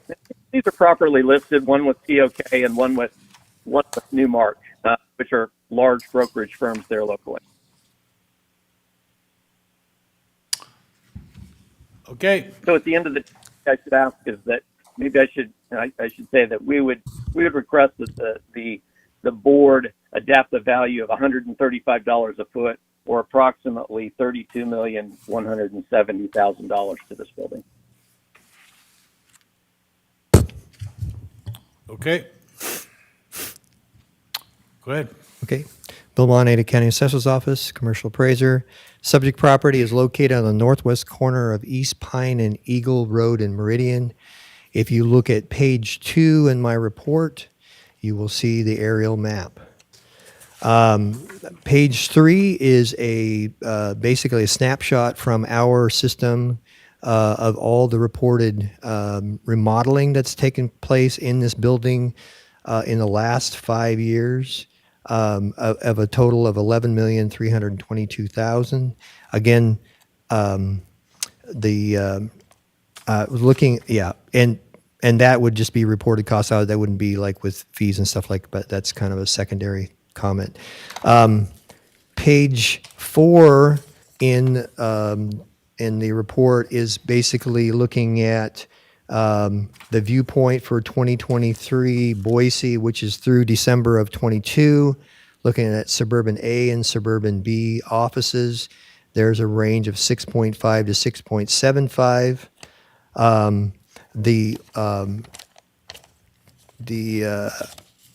The report from the appellant shows the value of $40,777,900 before making this deduction. If you use that income with the 6.5 to 6.75, you have a range of $42,288,200 to $43,914,700, $177 to $184 a square foot. It's currently assessed at $174 a square foot. If you look at page 5, this is the county's income approach. We have a trended full-service rent of $17. The appellant is using $18.50 to $21. We have a loaded cap rate of 7.3 of a total value of $41,382,200. Page 6, which we're very familiar with, is the vacancy and the vacancy report for this property, and it is noted on page 5 that we did use 5% vacancy. The last attachment that I have in this is a footnote regarding the Meeker property from TOK. They listed the property as priced well below the replacement value. The last item I would mention is remind the board about previous properties that we've had before the board. We've had the city group property on the 5th. That value was, we recommended $38,875,000, and the board accepted that value. We also had the 250 Park Center this morning. That was approximately $41 to $42 million property, very similar in square footage to this subject property, and that value was upheld. I believe that given those parameters and everything that I've spoken about, the current assessment is fair and reasonable. Thank you. Okay, you have a rebuttal? Well, let's see. I do know that the amount of monies that they've spent on that building has been to replace old ceiling tiles and the like, that vinyl baseboards, squares, things of that nature, just a basic refresh, because we're talking 238,000 feet, so it's quite a bit. But yeah, my income that I provided you there basically is a rebuttal to what I knew that the assessor was going to provide, because those rental rates are for small multi-tenant space, and this is not a small multi-tenant building. It's a large single corporate user that has an assessment well above the asking prices of the two best comps in town. So we would just ask that the board adapt $135 a foot to this property, commensurate similar to the asking prices of the most similar buildings in town to it. Okay. And you are asking for a, trying to see my notes here. You're asking for a $30-some million valuation? $32,175,000, which is $135 a foot, which is 32,175. And actually in 30. In 22, the assessed valuation was 38 million. Did you appeal that? You did? We did. We did have that under appeal, and the assessor reduced that value to that number. Oh no, I don't think we reduced that, Bill, did we, last year? But The issue for this year, and it's reflected in these asking prices, is the fact that nationwide, and Boise is certainly not immune to this, is that tenants out there in the office space are actually utilizing only between 45 and 50% of their space. And some of that is a result of the COVID feature where people are now working hybrid. And so what's happening is the tenants are coming to the landlords when their leases are up, and sometimes before their leases are up, and saying, hey, I'm not even using all this. I don't need it. And so as a result, these current asking prices actually reflect the trends in the market today, where the tenants are either going to the landlords and requesting rent reductions, or they're moving space. I have a lot of buildings in town that's exactly what they're doing. They're just, when their lease is up, they just walk away and go get some small, inexpensive space somewhere to better accommodate their use. Well, is there any questions from the commission? Mr. Chair. Yeah, go So ahead. just a couple hours ago, we tackled the Albertsons headquarters, and it sounds like there's some kind of similarities there.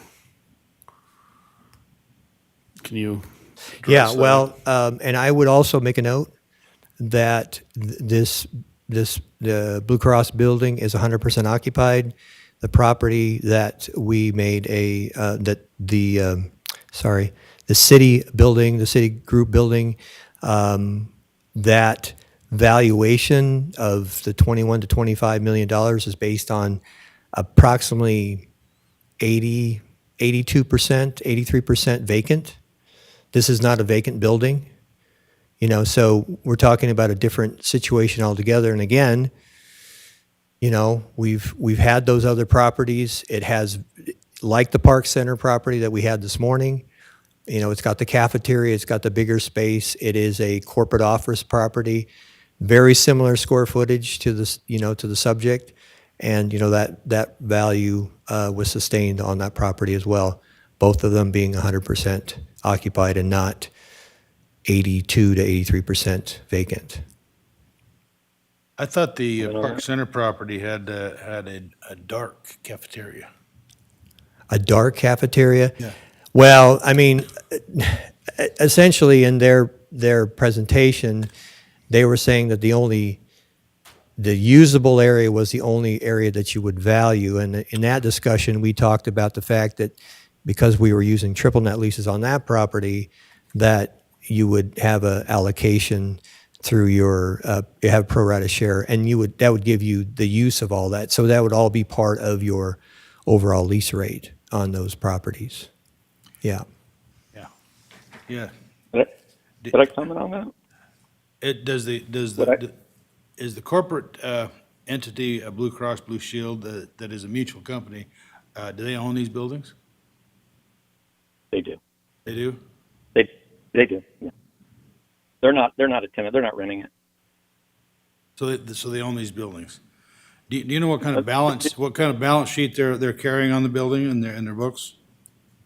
I have no idea. Nope. I have no idea, but I have no idea.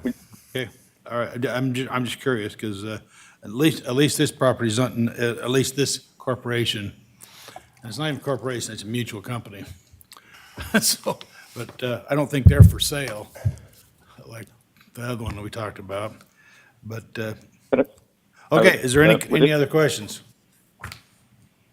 Can I make a comment on the dark comment?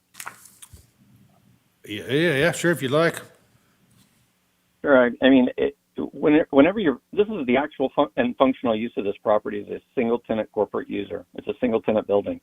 And so it makes sense that this property at some point has to go dark in order for another owner user to come in. It's no different. If you had two identical single user buildings side by side, they look exactly the same. You would value the properties the same because they're one tenant users. You're not occupying a percentage of space or one is a really low occupancy. It's a corporate user, so you're either 100% 100% occupied, or you're 100% vacant. And for one person for another corporate entity to move into the space as the actual and functional use, this property has to go vacant at some point for the next user to come in. Well, of course, that would vary because, now, maybe not in Blue Cross's circumstances, but typically when a corporation either downsizes or changes locations or so forth, you don't just all of a sudden darken the building. I mean, it's usually a phase-out thing, or if it's, or small phases, but anyway. Anyway, is there any other questions from the commission? Hearing none, we do have parcel number 307-377-0015 before us. Is there any further discussion amongst the board?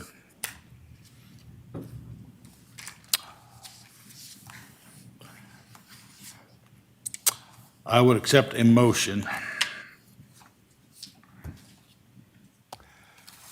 Okay, Mr. Chairman, I move that the Board of Commissioners sitting in the Board of Equalization uphold the assessor's evaluation on parcel number R3073770015 and authorize the chair to sign the documents on behalf of the board. Again, we are here to either have the property owner justify a change in the assessor's valuation, and I don't think that is substantiated by them. Not by the preponderance of evidence. Correct. So I'll that's, second that, and I think we're treating this property equally as we treated Albertson's headquarters and similar properties as well.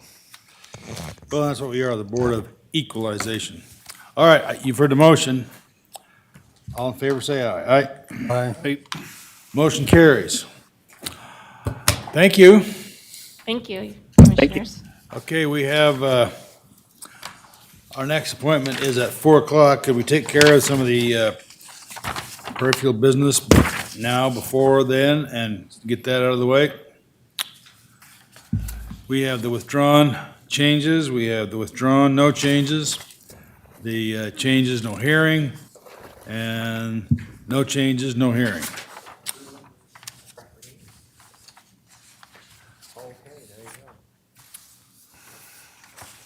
So we just need a motion for Just that. one motion for all those, yeah.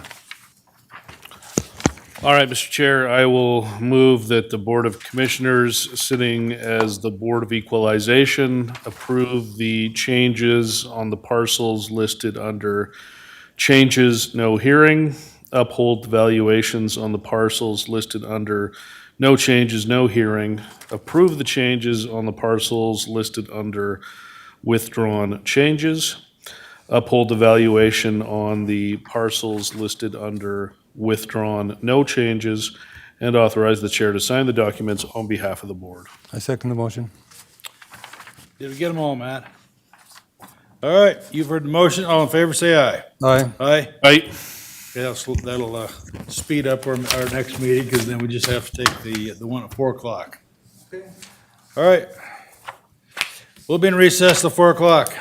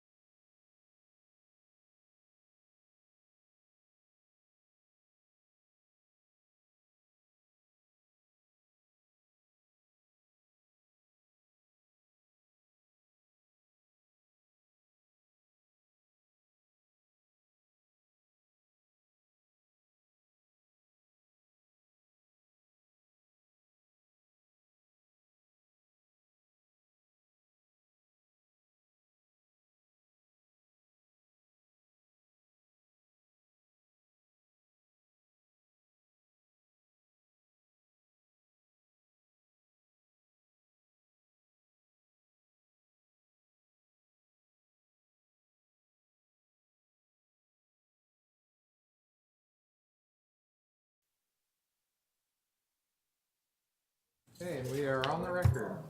Okay, we're on the record. Very simple. Okay, we're on the record. Time is 4 o'clock. The Board of Commissioners sitting as a Board of Equalization is in session to conduct assessment appeals hearings. All right, we have before us right now The purpose of this hearing is for the Board of Equalization, BOE, to provide taxpayers with an opportunity to appeal the assessed value placed on their property for taxing purposes. For each hearing, the appellant will be given 3 minutes to make their presentation, after which the appraiser will give a factual presentation on how the assessed value was established. Each appellant will then have a chance to provide a final 2-minute rebuttal. The board will then make a decision. Anyone wishing to give testimony will have to be sworn in. All motions made during these hearings will be made by the Board of Commissioners convened as the Board of Equalization. Pursuant to Idaho Code Section 63501A, only the property owner taxpayer or their legal counsel may appear before the Board of Equalization. You may, however, call witnesses to testify on your behalf within your allotted time frame. We are aware that some appellants may not be able to appear at their scheduled hearing due to our statutory time frame to hear appeals. However, the board does review and consider all documents and information provided when making our decisions. As set forth in Idaho Code 63502, the burden of proof falls to the taxpayer seeking relief to establish that the determination of the assessor is erroneous, including any determination of the assessed value. Otherwise, this board shall uphold the assessed value. It is important to note that if there is a reduction in your taxable value, it does not reduce resources to the governing entities, but in fact shifts the tax burden to other taxpayers in the district. Any adjustment made on your assessment will be in place for the current tax year only. Please understand, after the current tax year, the adjustment will be removed and your property value could change drastically if market conditions warrant it. If you are not satisfied with the BOE's decision, you will have an opportunity to appeal the decision to the Board of Tax Appeals or the District Court. Okay. Good enough. Before we get started, if you're going to introduce evidence, you need to be sworn in. Could you stand up and have our clerk swear you in? You swear the testimony you're about to provide is the truth? I do. Oh, he's already been sworn in. Okay. You've heard the recording here. You know your rights. So we can go ahead and give us your presentation. Okay. I submitted my documentation several days ago, so I assume that you have a copy of my supporting documentation for my calculations. I gave you my actual P&L for the property, and I gave you two market surveys by two different brokerage companies in town, Cushman Wakefield and Colliers, that say that the average cap rate is 6% in the market at this time. I also included some listings provided to me by Colliers that I think my estimate of $22 a foot full service is reasonable after looking at the ones that I sent you. And I would also note that most of them are full service. They're not triple net. And I'm sure you're all aware that under Section 217, we're to use the market rent, not contract rent, when we're evaluating properties. So I took those documents and I did this summary calculation that I provided you. And one of my tenants is very close to market, so I left him at actual, and I adjusted the other two, Adecco and Harris Financial, to what I think is the fair market rent of $22 a foot, and determined that my income statement should be reduced by $14,790. I did the calculation for you, and then I calculated the value on different cap rates. And on my appeal, I asked that it be left at the amount that it was last year, $1,611,000. But as you can see, with different cap rates, it just comes up a little different. And I would like to explain why I have above average cap rates. When these are original lessors, when the building was built, and Adecco, I gave 6 months of free rent so that I could show a higher income for financing purposes, so I could get the mortgage that I wanted. And the other Harris Financial Advisors is my son and daughter-in-law, who have an interest in the building, and they agreed to a higher rent rate also to facilitate the mortgage. And that's why the market is lower. And they've been on 3% escalators for 4 years now, so they're at almost $25 a foot. So that's how that came about. I received this from the assessor's office, which is the calculation that they use for determining the value. And I think that, I'm sure they have a reason and background, but I think there's other numbers that if they used my numbers instead of a triple net value they used, that because my CAM is $6.65 a foot. So it may be higher than they're using in their triple nets. I don't know. And they do a income trend of 25%, but I'm only getting 3% per year increase on mine. And so I am not an appraiser, and I told Bill I do not understand this form exactly, but I think there are other numbers that could be used that may be just as relevant. And I think the county's numbers are mostly triple net, and in the South Meridian sub-market where I am, and when you look at the things for lease, just about all of them are full-service leases. They are not triple net leases in the size and type of buildings that I have. That's it. Okay. All right, thank you. Go ahead. Bill Mon, commercial appraiser, Ada County. I've got a little bit of just, Mr. Harris and I have actually had some exchange. Our office sent the appellant some information. He requested some public information, and we sent it out on June 30th. And at that time, we included area land sales, lease comparables, property at 2015 South Eagle Road, multi-tenant, $22 a square foot, 4,992 square feet, and 8727 Ardeen, which is another multi-tenant, $21 a square foot. We sent sold and listing that supported the current assessment. Property at 1047 Wells sold for $1,008,000, works out to be $327 a square foot. 921 Overland listing, $1,695, $399 a square foot. I had sent a proposal to Mr. Harris for $1,930,000. There was also various information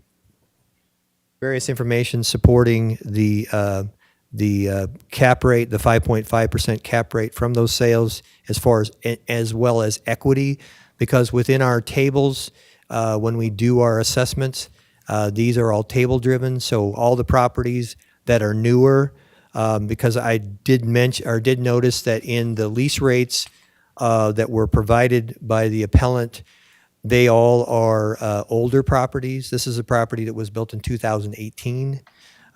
So there is something to be said that way.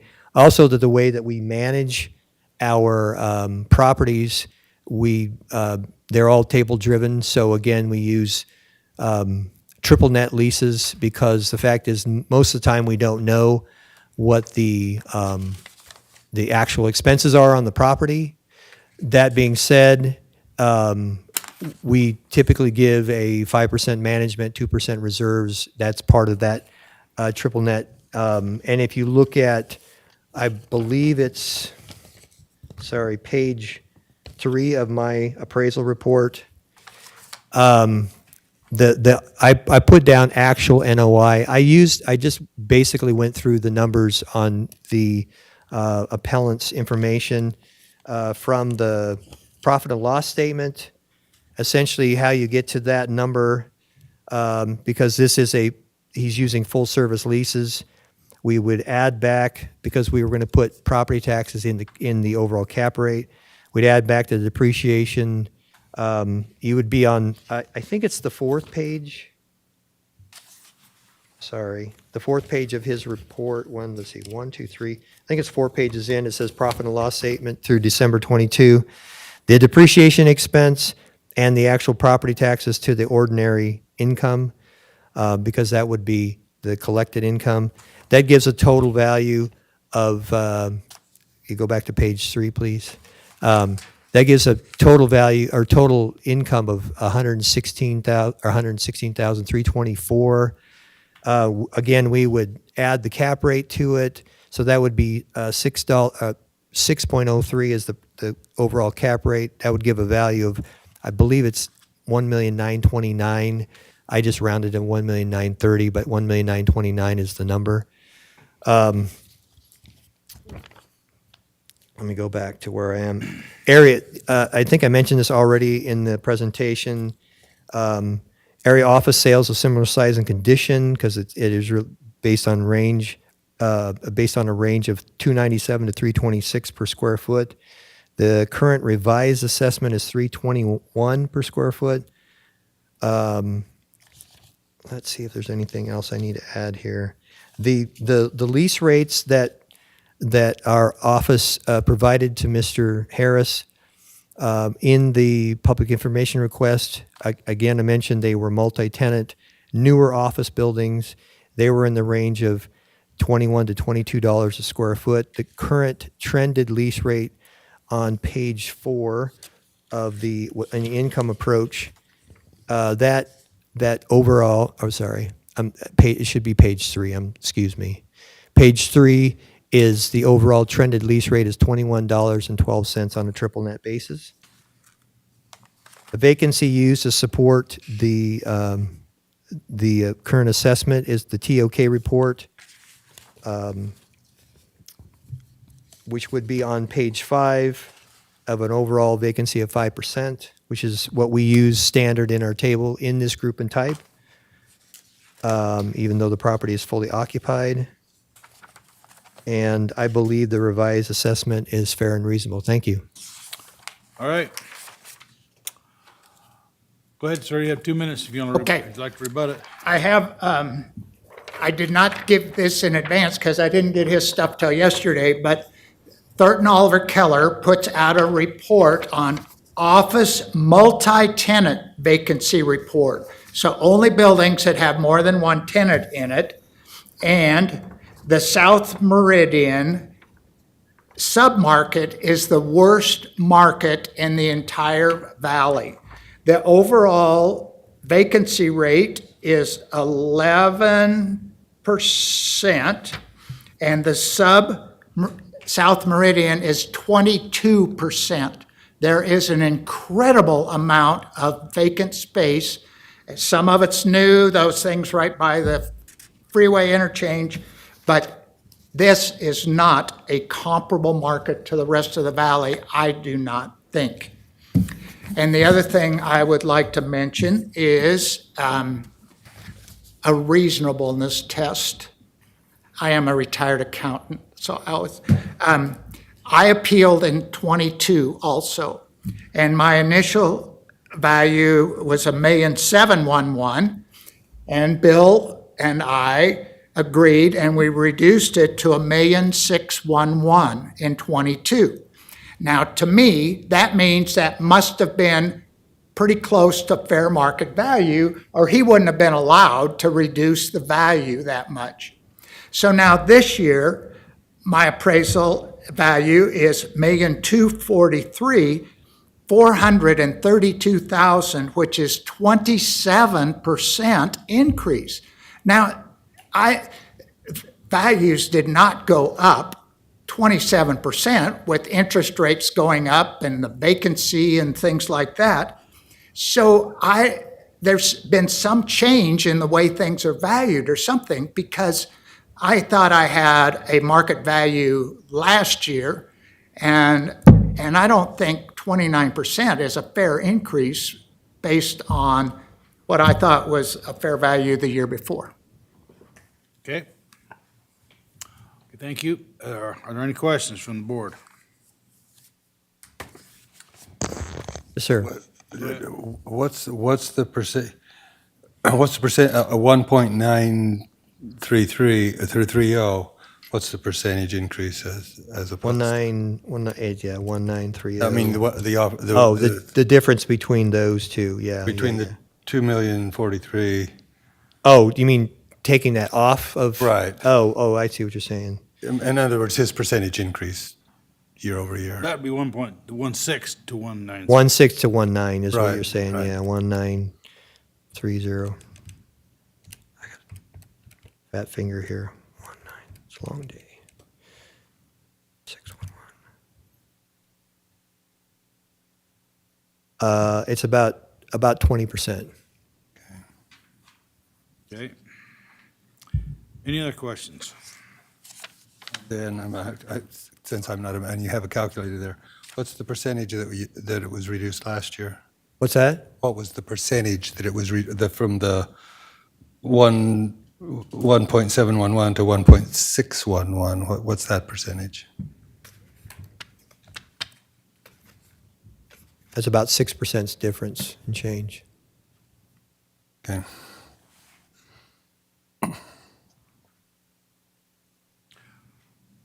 Okay, any other questions from the board?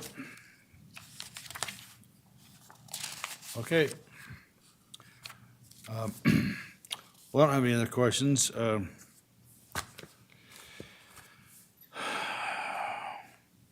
We now have before us parcel number R790-985-0025. The question is, shall we accept the assessor's recommendation or change the valuation? What's the pleasure of the board? Do we have a motion?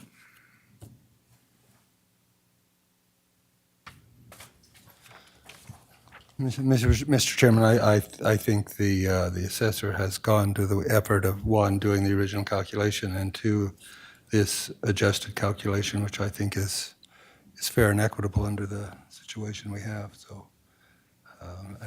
Yeah, I think, comment for the rest of I think it is. I think it's fair and equitable. Do you have any comments, Commissioner? I concur with that. Okay. So I would make a motion, then I move that the Board of Commissioners sitting in the Board of Equalization modify the valuation of parcel number R790-985-0025. The land value the same, the the building value, change it to 1,930,000. No. No. That would be the total value. That's the total. Oh, I thought, okay. How much? Give us the numbers. Yeah, give me the numbers. The land stays at 407,700, and the improvement goes to 1,522,300. Okay, give me those again. 407,700 stays on the Right. land, and 1,522,300. Okay, to a total of 19. 1930. Yep. Okay, so that, again, my motion, I move that the Board of Commissioners sitting in the Board of Equalization modify the valuation of parcel number R790-985-0025, keeping the land value at 407,700 and changing the building value to 1,522,300 $1,300,000 for a total taxable value of $1,930,000. So are those numbers correct? Yes. And authorize the chair to sign the documents on behalf of the board. Okay, do we have a second to the motion? I'll second that. Okay, you've heard the motion. All in favor, say aye. Aye. Aye. Aye. Motion carries. Thank you, sir. We will be adjourned until 9 a.m. in the morning.